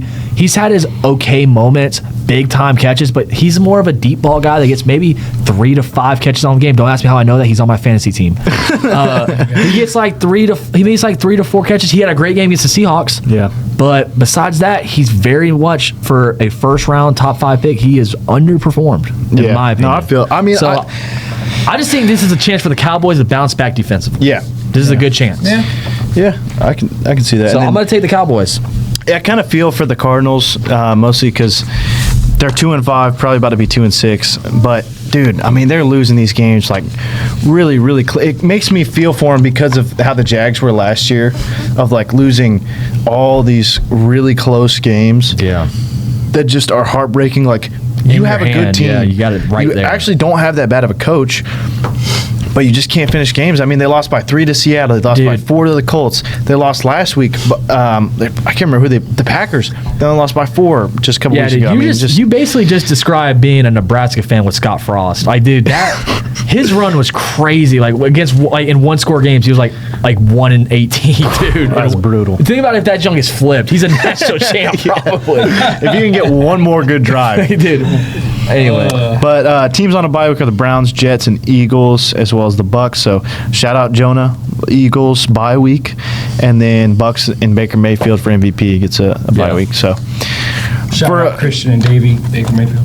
Yep, dude, I love that dude. Baker for MVP. I mean, dude, he's like if Johnny Manziel worked out. I really it's seriously. Oh man, I think it's like the same story. The thing dude. is, dude, if the season ended today, it would be between him and it'd be between Baker and Patrick, dude. Patrick Mahomes. Patrick Mahomes having a really good season too. That last game, 2 picks though. 3 still touchdowns. though, but dude, the running ability by both, they're the same dude kind of. They both can run. They both make extend plays. But Baker's making more hard-nosed football plays. I agree. Bro. And he's not getting the refs behind him like the Chiefs and Patty is. Baker never have the refs behind him. Yeah, dude, they don't like him. I mean, look, they hate to see a white boy get a little motion. All right, but I'll say, dude, I'm gonna buy one of those shirts, bro. Have you seen those shirts? No. That is sweet. Dude, I'm gonna get one. but dude, I mean, Baker's got the most swag for sure. I mean, for sure, 100%. And then just a few recent NFL headlines that just actually happened today. Lions and Aiden Hutchinson reached an agreement on a 4-year, $180 million deal. So pay that man. This is the dude that the Jaguars passed on for Trayvon Walker. Meanwhile, Trayvon Walker has 8.5 less sacks with 9 more games played. So classic Trent Baalke move.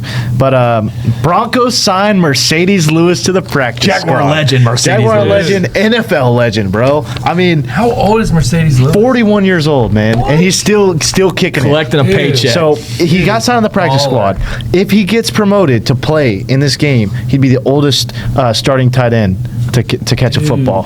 So, what's wrong with Evan Ingram? well, Evan Ingram plays for the Broncos. He got signed to the Bears. But Oh, it says But- Broncos. No, mine says Broncos. oh yeah, I was looking at Bears below. Yeah, no, maybe he did get. No. He did get signed to the Broncos. You're right. I didn't know this was happening. I didn't know I'm this even envisioning him as in a Bears uniform. But no, just because he played with the Bears the last few years of his career. But no, you're right. Broncos did sign Mercedes Lewis, so he got if he gets promoted to start. I just wonder what happened to Evan Ingram. That's why He's had lingering injuries. Oh, okay. But yeah, I'm pretty excited. I hope. Broncos confirmed. Yeah, so I hope he gets to play, dude. Bo cool. Nix throws him a ball, bro. 41-year-old Mercedes Lewis. touchdown jump Dude. ball. Bro, that would be legendary. Oh, yeah. Shout out Blake That would be. Bortles. Feeding the country. Bortles. Gator alumni, C.J. Gardner-Johnson. You guys don't know how good CJ He's Gardner trying to Johnson see was. how many different teams he can piss off. So he's signing with the Bears this time. For real. This dude just goes around to franchise by franchise. Eagles legend. Plays good. Then Talk shit. becomes an absolute locker room. He's just horrible in the locker room. Apparently, that's why the Texans just cut him a few weeks ago. And yeah, I guess the Bears are signing him. This is also the dude that punched the Bears player just a couple of years ago. So they're like, let's bring that dude in. Probably gonna be best friends. Yeah. So C.J. Gardner-Johnson, Gator legend, pick 6 against Michigan. Never forget that. But yeah, we talked about last week this whole trade BTJ bull crap. Yeah, I don't agree with it. Dude, Who was saying that? Yeah, I don't know. And Casual fans. Yeah, Casual fans It's don't understand unfortunate football. that Jaguar fans are so delusional. Like, unfortunately, a good bit of our fans are actually like just really delusional and fake. Because it's so bad. Just stuff like this, where it's like, bro. This dude, you were just like last year, were like, oh, BTJ is the savior, bro. He's the best player on the team. Pro Bowl And snub. He has a few bad games, and you're like, dude, this dude out of town. Like, chill out, bro. Like, come on. Dude, if the NFL, look, I'll be honest, if the NFL doesn't screw BTJ out of for making Zay Flowers a Pro Bowler, even though BTJ had led in every single category. that was But ridiculous. seriously, so then you're saying as a Jaguar fan, let's trade our second-year Pro Bowl wide receiver because he's had a bad first 5 games. Yeah, dude. It's Like, just dude, ridiculous. what? Like, if you say it like that, it doesn't sound right. You know what I mean? Yeah, it's just a It's slump. ridiculous, bro. He had over 1,000 yards last year. Yeah. Jacksonville's has some stupid fans. I feel like that's half of their. I mean, there's been some dumb people too, but bulky. Press but, Taylor. I'm like, but like nationally, like the perception that we've always fought as Jaguars, and like I literally feel like half of it's the fans. Like, Yeah, just like, dude. shut We're up. fighting each other. Get off the internet. Just stop. Just be quiet. Like especially shout out Tim Senior. Literally, I think that's almost the whole reason he hates the Jags so much is just their fans, especially in the early. Yeah. Like, I remember when the Jags came to town. He was obviously a grown man with children. He all the stupid dude. The Jags had some getting way better, making huge strides. But that first 6 years, bro. Timmy, can I ask you a question? Who were Jags fans of back before Jacksonville? I never thought about that till just now. Like, who were we fans of? I mean, so I grew up crazy football family. Like everybody, huge football family. But it was Cowboys, it was Packers, it was Steelers. I feel like I'd be a Steelers. Even though with the rivalry and the recent, I feel like I'd be a Steelers fan. Like, just because of the history.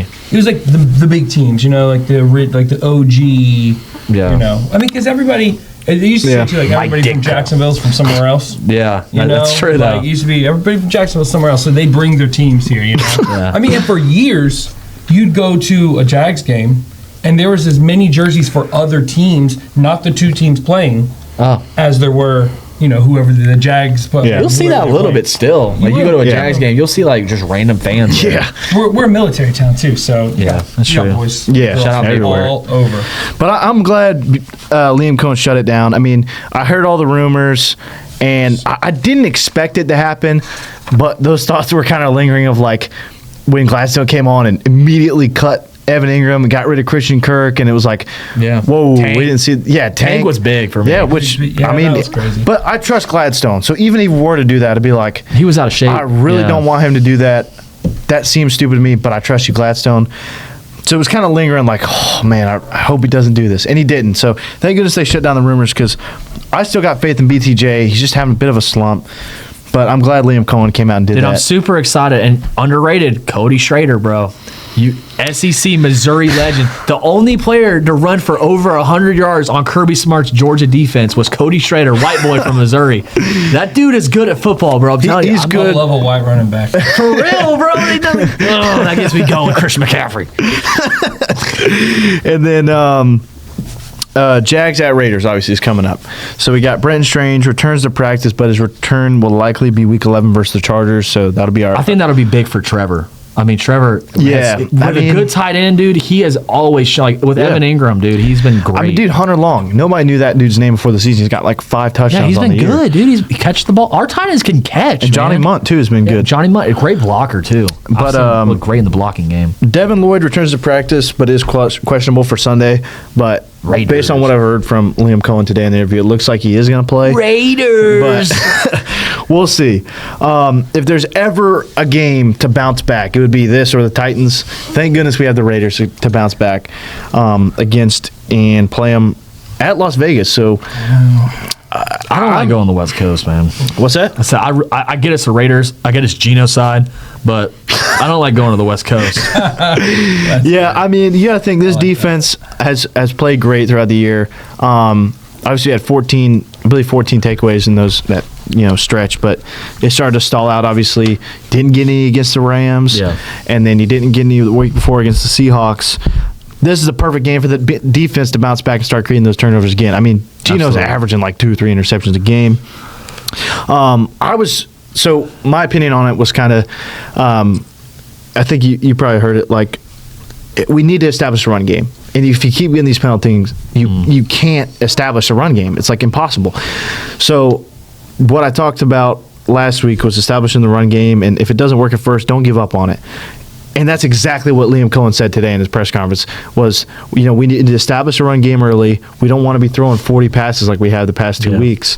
We need to establish a run game. If it doesn't work early, that's okay. Let's keep going for the run game. I need to do a better job on play calling, yada, yada. Maybe you should bring in Will Muschamp. Throw 4 passes against the Raiders. Just run that chunk down the middle. I mean, dude, they haven't been protecting Trevor, but, I mean, the run blocking for the most part has been pretty solid. But, again, when you're on 1st and 20, or you do get a good run and then it gets called back for holding, and now it's 2nd and 14, it's like you're not having the opportunity to run the ball. For the Rams is a perfect example. Like I talked about, ETN had 5 carries, 17 yards going into that last 4 minutes of the game. That's unacceptable. Yeah. A video emerged of Liam Cohen of him talking about accountability. I hate when videos emerge. Yeah. Especially after Scares me. Urban Meyer. I was scared. I was like, what do So I know about? no, but I don't know if you saw it. If not, I will send it to didn't see you it. because it was amazing. It was amazing. He brought up the video and was talking about a 4th and 7 about. I love Liam Cohen. Dude, I was telling him last week, dude, that's my head coach. I've never been so happy to have a dude coach my team. He's very transparent. Between Dan Mullen, between Gator head coaches, basketball head coaches, only one close is, even if you hate LeBron, I love JJ Redick. That dude, Darvin Ham was so bad for LA. JJ Redick does not care. He'll lay into LeBron. He'll lay into Luka. He does not care. I mean, Darvin Ham, I'm getting off track. Liam Cohen, I love Liam Cohen. He is our coach. This dude's been cursing us, bro. Yeah. This dude I made a couple jokes. He makes a couple jokes about Liam Cohen's going to get fired. Just wait. We lose back-to-back games and get blown out. I take it back. You better take it back. No more cursing. I won't ever do it again. Of Liam Cohen because he's so dude. I don't know. He's very transparent. He's great, that. bro. Like he's just a pro. He is an NFL coach. Yes, dude. Is what he Dude, is. that's why I hate coaches that go into their interviews like media prepped. Like I can't stand that. They can't give you a real answer. Dude. Like I remember they asked him before the season. This is when I kind of knew that he was. I joke about like hating Liam Cohen. I actually like Liam. I really like Liam Cohen. They asked him the preseason about Trevor Lawrence and his development as a quarterback, and instead of giving out, yeah, we're working with him every day. But he was like, no, Trevor has stuff to work on. Yeah. He had some bad passes. He was honest. Like, look, he had some bad passes today. Yeah. And then the next practice, Trevor practiced better. He's like, look, Trevor looked great today, dude. I mean, he knows when to criticize. I mean, in the Bengals game, hit him in the fucking chest. You know what I mean? I'm not cursing, but hit him in the effing chest. And like Trevor Ways, like that's passion for the game. And he also knows when Trevor scores the game-winning touchdown against the Chiefs, put his arm around him and celebrate as a team. Like that dude, he knows it. He's a great coach, man. I completely agree. And coming off 4-3, back-to-back losses, you would think like there's got to be some type of slander. There's just none, bro. Like if you come off back-to-back head coaches and you're still like, or back-to-back losses, and you're still like, we do not care. We love this head coach. This is our guy. Yeah. That's how you know you got a good coach, bro. Yeah. You're fired up, man. So I'm super happy. But the video is essentially coming into meeting. Obviously, the bad loss against the Rams. You would think who you're gonna call out, right? He called out himself. He brought up a picture or brought up the 4th and 7 play with just not very great route running, just wasn't a great play call. And he immediately was like, look, if I'm going to ask you guys to do your best, then I need to be giving my best because it's not fair to me to ask you guys to give it your all when I'm not giving my all. And that's what I promise you I'm going to give you, and I promise you this is going to change and we're going to make a difference. And it was just great to see because LaQuinton Allen, our third-string running back, came out and was like, yes, sir, I understand, and I could have ran out and made a better block on the edge, and I ran past the safety. He's like, I appreciate that, LaQuinton, but I need to do better. We all got to do better. This is a team. This is not about me. This is not about you. This is about all of us. So it was just great to see. And then Greg Newsome coming in, obviously just got traded to the Jags. In an interview I just saw a few hours ago, was talking about it's so much easier to take accountability when you're getting accountability from the top down. Yeah. He said it's so much easier when your coach is taking accountability. It's easier for us to take accountability too, and that's just great to see. And obviously he's coming from, may have been taking a shot at Cleveland because he's come from that situation and going to this. He was just saying how much of a difference it is. So I think the Jags do bounce back. I think after all that said, I think we improved to 5-3. And then we got, I believe after that, I think we got another road game. Yeah, I think we go play the Texans. Yeah, that's right. The Texans on the road. And then we're coming back home for the Chargers. So I could see us coming back to Jacksonville 6-3. For sure. Versus with a big game against the Chargers. So hopefully we pack the bank for that game. But after all that said, these are my guys. I love this team. I know we're going to work on and get it fixed. So I'm taking Liam Cohen and the Jags to get it done in Las Vegas by 2 scores. And the defense has a game. A big game. A lot said there. But I'm passionate about these boys, man. I had a story I was going to tell, but now I'm thinking I might have to edit it just to keep the time down. Now, I've lived in Jackson my whole life. I was born here in 1988, and I've seen a lot of Jags football. I was a Cowboys fan since I was 3, but I definitely publicly declared a divorce when they traded Parsons and threw away my only Cowboys jersey. What? It was the Parsons jersey. No way. You threw it away? I would have burned it. I wanted to burn it. But you got it, you and Senior and Davey. Yeah. I mean, Daniel got it for me for my birthday, so I couldn't actually throw it away. But it's buried in the bottom of the closet, and I threw it around and stomped on it. I hate, and I really don't think I will ever quite be a Cowboys fan the same as I was the first 37 years of my life. I've become very fond of the Jaguars, and it's my hometown. I live within, hearing, on game days, man, you can almost hear the stadium from my house. So, it's awesome. I was at the freaking Chargers playoff game. Yep. Oh. That was, I was also at the, I actually went to 3 games. I went to the Cowboys game that year. That was crazy. That was crazy. Went to the Titans game and then went to the Chargers game. That's awesome. So that might have been the craziest 3 games in Jacksonville history. As far as one season.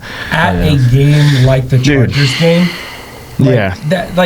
Most people probably won't get the experience ever in their lifetime to be in the stadium for a team they're rooting for and be in a game like that. Yeah. That's just the biggest comeback in franchise history. Yeah. And so crazy, man. So I'm I'm gonna go straight Duval, dog. I think the Jags get it done. I believe in Liam Cohen. I believe in what he's doing. I'm all in on the Jags, bro. Let's go Jags. Yeah. Let's go Duval. Taking the Duval nasty to Las Vegas. Getting it. Strapsonville. Getting it done. And I don't want to end on a sour note, and we'll probably, you said we were going to talk about this a little bit, but literally the only like, oh God, about the whole game, and to me, is Trevor. So well, let's get your pick, and then we'll talk about Trevor. All right, I'm going to end it with that. Yeah, you're good. Like I said, I say this Davies does a really good job of focusing on the like the main stuff and the offensive stuff, because like I don't know the stats like he does, but from what I watch and from my personal opinion as a football guy, I think the Jaguars' biggest problem is D-line. Yeah. And I say it every week. You can't get pressure. So you like I said, when you can't get pressure, you're hurting your DBs because your DBs can't cover for 7 seconds of play. Yeah. That's a long time. But like I said, I'm going to call this a contract game. This is a contract game for Josh Allen and Trayvon. This is a game where if they could get 1 or 2 sacks, man, I mean, this could be a big deal for their contract. And what if they can't? That's what I mean. If they can't get pressure on, there's only 2 teams I think have a worse O-line than the Jags. I think it's the Texans and the Raiders. Okay, if you can't get 2 sacks against these guys, that could be trading Josh Allen or trading Trayvon, but. A little early for Trayvon, a little premature. I'd like to see more, but definitely Josh Allen needs to make an impact this game. Yeah. Eric Armstead should not lead our team in sacks. No. I need to see the D-line play better. That's the biggest deal for me. But I'm going to take the Jags. I think the Jags blow them out. I see a blowout incoming, but I want to see some D-line pressure. Yeah, I agree. As far as Trevor goes, let me start by saying this. I'm not saying Trevor has played outstanding football. I'm not saying Trevor's a top 10 quarterback. I'm mostly on the Trevor train because he has all the ability in the world, and it's like Baker Mayfield times 10 as far as like not as much the dog in him, because Trevor I do want to see him be more of a leader, but that's just not his personality, unfortunately, is like getting his hype and he's like playing with that feistiness that Baker does. But I just believe that Liam Cohen can transform him. And if you look at Trevor's years, like, bro, I don't know if you can even count the Urban Meyer year. The dude was physically abusing our players. Yeah, and then, like, that don't count. Like, I don't know what you say about that. And then the following year, we went to the AFC divisional round, bro. We lost by 1 score to the Chiefs. If Jamal Agnew doesn't fumble on the goal line, dude, who knows what the rest of that season has for us? Because you look at every other game we played, we were in that position every single game, and Trevor managed to make plays when he needed to and come back. And then the year after, we start 8-3, Monday Night Football. We're about to beat the Bengals and become 9-3, and we're the number 1 seed in the AFC. And Jake Browning. I forgot Walker Little did this. I already hate the guy, and then I just remember he ruined that season. Walker Little stomps Trevor's ankle, and he wasn't the same the rest of the year. I mean, he was dealing with the ankle injury. He had a shoulder injury. They were shooting him up with all types of crap just to get him out there to play. And with like Shire.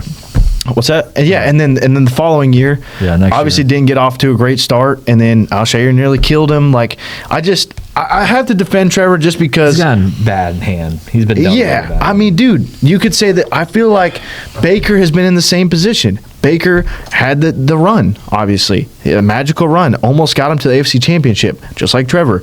Then it came back, had a kind of underwhelming season because obviously that season ended 9-8. We missed the playoffs, but I mean, back-to-back years of above 800 or above 500, you know.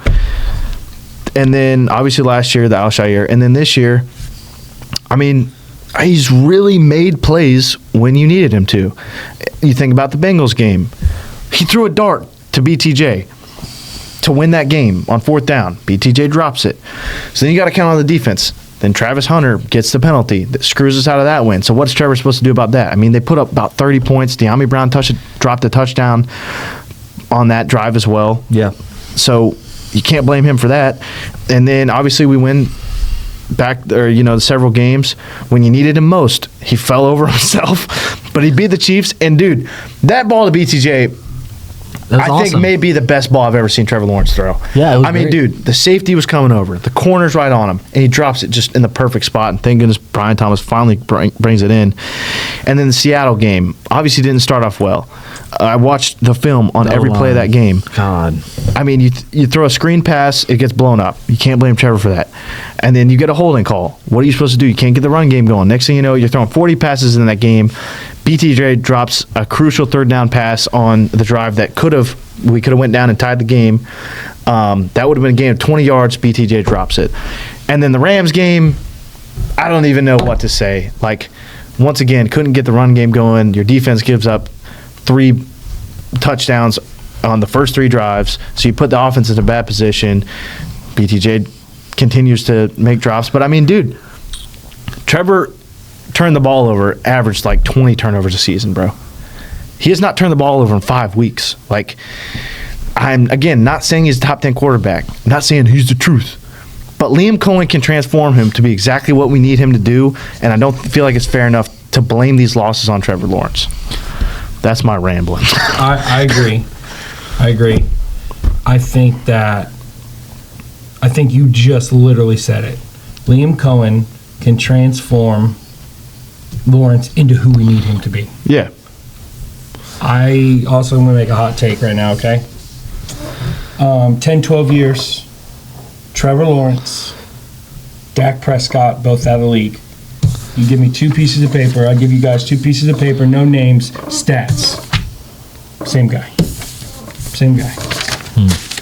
I'm literally sitting here, you're talking, and I'm just like, woulda, shoulda, coulda, and I'm like, bro, literally, it's like I could be like literally saying that like year after year after year. But like, there's talent. There's talent, but for whatever reason, it's just the consistency is not there. And Dak Prescott, and maybe not. Maybe Liam Cohen is the difference between Dak and Dak. I mean, I was going to say, it's not like Dak has had great coaching. Jason Garrett. Yeah, exactly. That's what I'm saying. I think that can be the difference.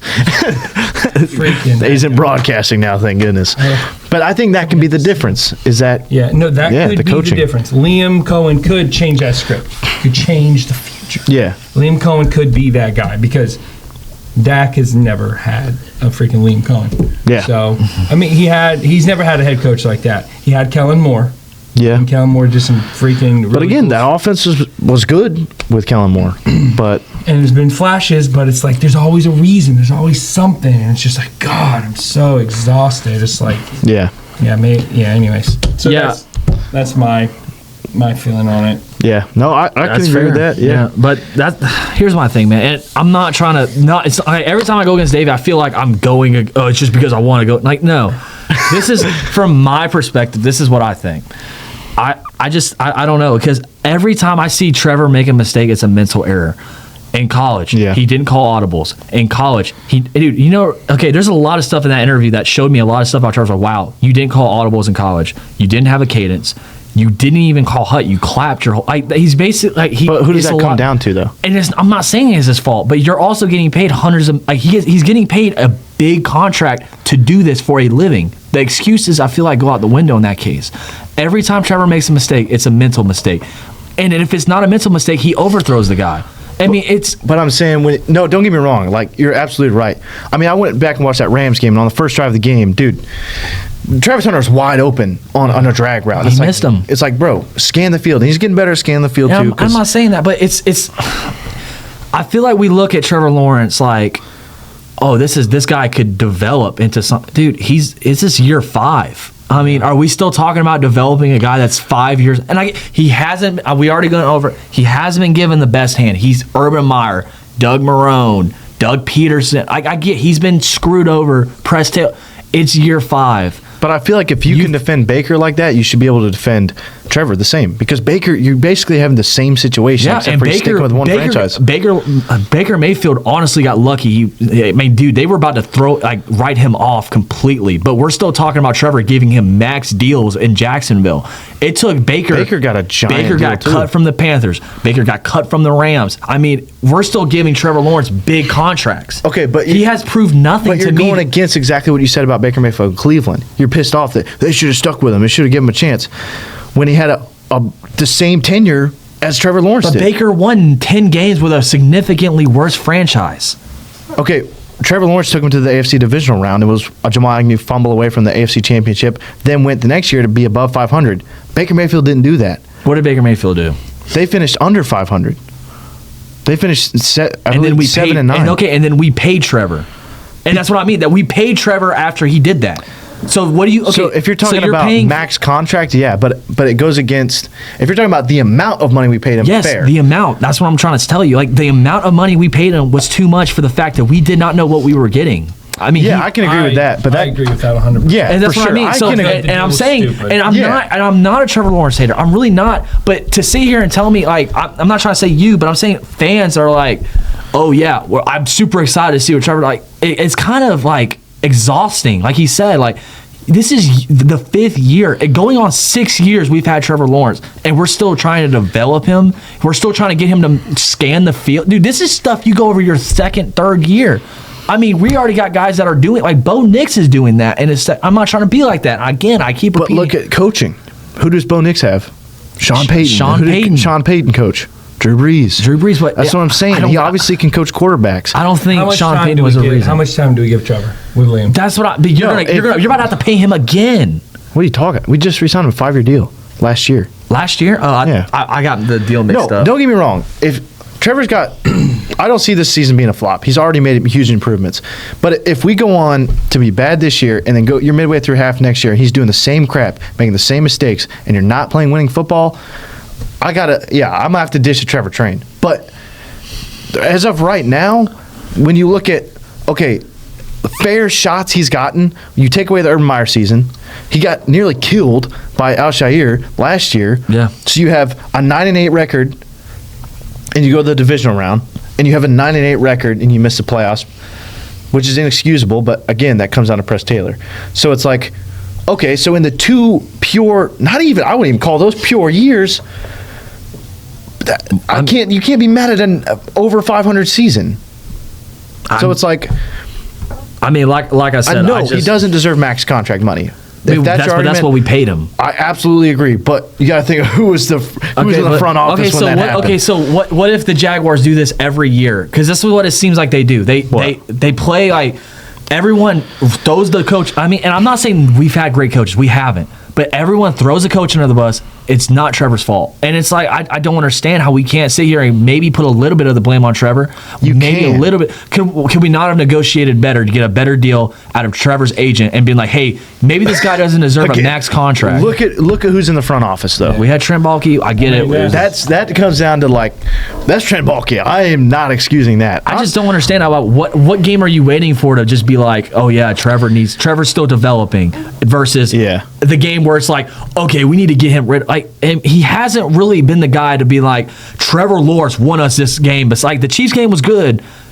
Devin Lloyd got a pick 6 on the 1-yard line. I mean, that game was a touchdown. The Chiefs had a touchdown away from just taking that game. The Chiefs racked up 116 yards of penalties. I mean, that game could have been a 2-score win for the Chiefs. But what about that magical year where he was great that quarterback? That's what I'm saying. He has the ability to. But that was 1 year. He was doing it every year, but he was doing it every week. But that was 1 year. Okay, but what about being 8-3 and you're another one seed? What about Tim Tebow being with the Broncos? And he did that for 1 year. Okay, did he come back the next year and was the number 1 seed? He didn't get a chance. 8-3? He got traded for Peyton Manning the next year. Didn't get another shot. And that's what I'm trying to say. I mean, 1 year out of 5 years doesn't when do you make that decision where it's like, okay, maybe Trevor Lawrence isn't the guy? I mean, because right now we're trying to like, I'm gonna let you go ahead in a minute, but I'm saying like, I feel like we're just like. We're not brainwashing. We're what's the word? Like when you try to make yourself believe something because we paid him the money. Like we're just like, oh yeah, he's the guy because we paid him. The guy money. If the argument's the deal, then I completely disagree with giving him a max contract. But that was our dude in front office. Yeah, unfortunately. Like I said, I mean, I'm kind of starting to get off that train, man. I'm getting over Trevor because you can show me all the stats you want, but I can sit here and watch the games and tell you on 2nd down when he overthrows the guy and makes it 3rd and 10. I mean, I get the offensive line sucks, but you're overthrowing missing guys and you're missing wide open guys in your 5th year. This is not year 2. This is year 5. Good quarterback or good coaches or not, it's year 5. That's all I got to say. I feel like he's got this year, And like, if he's not significantly better next year, not like, picking up wherever we leave off. And he should be top 8 next year. He should be a top 8 quarterback. And I 100%, like, as a fan and whatever, and just, even another, like the deal was stupid, but that's neither here nor there because all those people are gone. Right. I feel like. So whatever. That's not Trevor's fault. Whatever. Good for him. He never has to work again. Right. I just think if you flip, but, yeah. Like, there you go. He's good. He's set. So you just flip Baker Mayfield and Trevor. What happens? That's the way I look at it. Trevor without a team in Tampa Bay. What does he do at Tampa Bay? Are we still going to make excuses for Trevor Lawrence in Tampa Bay? No emotional. Kind of like, I don't feel like I owe Trevor anything emotionally. I'm like, win us football games. We pay you money to do this. We pay you a lot of money to win football games. Get better. It's year 5. If he's, I kind of feel this way, like talking about like his cadence and his audibles. Like, yeah, there's certain quarterbacks that like the best quarterbacks are really, really smart. The ones that are really good and have 10, 15, whatever year. There's only one Brett Favre. I can't read a defense. That thing. That was drug induced. Whatever. It was the 90s and that was the early 2000s. So it doesn't even one Brett different Favre. era. Exactly. But I'm just like, I have seen coaching has hurt him 100%. Some continuity, somebody like Liam Cohen come in, he should make significant strides forward. If he doesn't, that's a major problem. Yeah. I think he will. I hope so. I've just never seen anything from him that makes me like, right. He's that next. That's what I mean.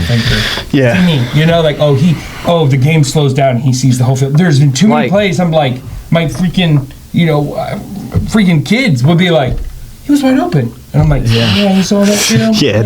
I feel like, Daniel's the same way. I don't know. I just see Trevor. I've never been like, man, this team. Oh man, we got blown out. But Trevor really put on a good effort today. It's always like, Trevor just really didn't play that well, but the team didn't play. The team didn't play well in general, so Trevor gets a pass. That's how I feel about it, man. So he needs to improve significantly. I agree. To the end of the year, right? Yeah, for real. I think this should be his prove it year. I think there's a chance you should trade or cut him after this year or after next year.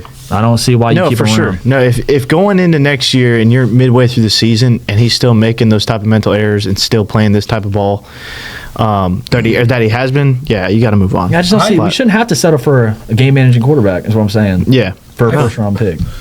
Excuse me. I feel like this regime, if he's no better than he is today, they'll be trying to draft a quarterback. Oh yeah, dude, Gladstone is going to pull the trigger. Dude, haven't they already talked about that? Hadn't there already been rumors or something in the front office about Trevor Lawrence's ability? When Balky was there, Balky gives him a max contract. He's like, we're shopping Balky was an idiot, man. Yeah, no, that was dumb. Another huge thank you to Liam Cohen. Dude, if it weren't for Liam Cohen, Balky's still in town.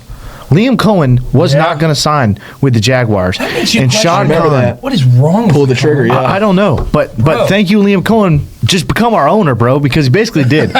he said, look, dude, I ain't coming to town if Balky's in town. Get him out and I'll come. And because he said no. He did it. I don't know if we know this for sure, but didn't Liam basically say no at first? Yeah, no, they interviewed him. Balky and Khan interviewed him, and they made him an offer, and Liam said no. I don't want to be with that dude. Yeah. And then after the Jags couldn't get Aaron Glenn, couldn't get Ben Johnson. Dude, I thought we were getting Ben Johnson, bro. Yeah, I did too. And Liam Cohen was our last option that hadn't signed yet. Go get Liam. And then he goes and signs with the Bucks. Like he already verbally agreed. Yeah. Yep. So there's some beef there at the Bucks, but.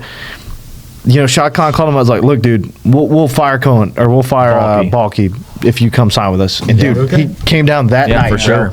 So shout out Liam Cohen for basically saving our franchise. That could have been but this has been a long episode. It's been a great, But it's been a great guest. So I'm happy it was a long episode of the pod. For sure. I'm glad we got to talk some real good ball. So thank you guys for so much for tuning in. Thank you, Timmy, for having me. Man. Yeah, of course. Thanks. You're welcome anytime, bro. Thank you so much. Shout out to my awesome wife for shout out taking care of business business at the Hacienda. Yeah, That was shout out, awesome, dude. shout out Hannah. Thank you. And shout out all the kids, Sarah, Noah, Jonah. Shout out all y'all. Thank y'all for watching. It's been a great episode. Christian Sutton, thank you for making the drive as usual. Awesome. Thank you guys for being here. Thank you guys for watching. And we'll see you guys next week. Should we end with a Duval since we didn't start with a Duval? Do we do it Duval or like a Duval? It's up to you guys. I'm the guest. I think we've been glazing Liam Cohen, so I think we got to hit with a Duval. Okay. All right. 3, 2, 1.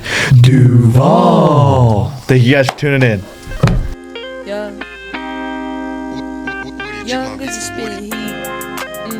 I'ma run it back. Cause I got a toe tag. Wait, no. Cause I'm sucking on her big toe. Mess around, you gon' catch his fofo. Catch him lacking on the spot, let him hit a fade. Mess around, spend the day. This is Grand A. Sipping on that lemonade. Yeah, call it Minute Maid. Cause I be chillin' with this Grand A. She cooking me up Oreo bars every day. Yeah, that's what I eat now. Sip it on the Capri Sun pouch. Ooh, let me hit you with another one. Chillin' with the boys, yeah, they couple bums. Yeah, I'm chillin' with this Grand A. I be chillin' with this Grand A. I be chillin' with this Grand A.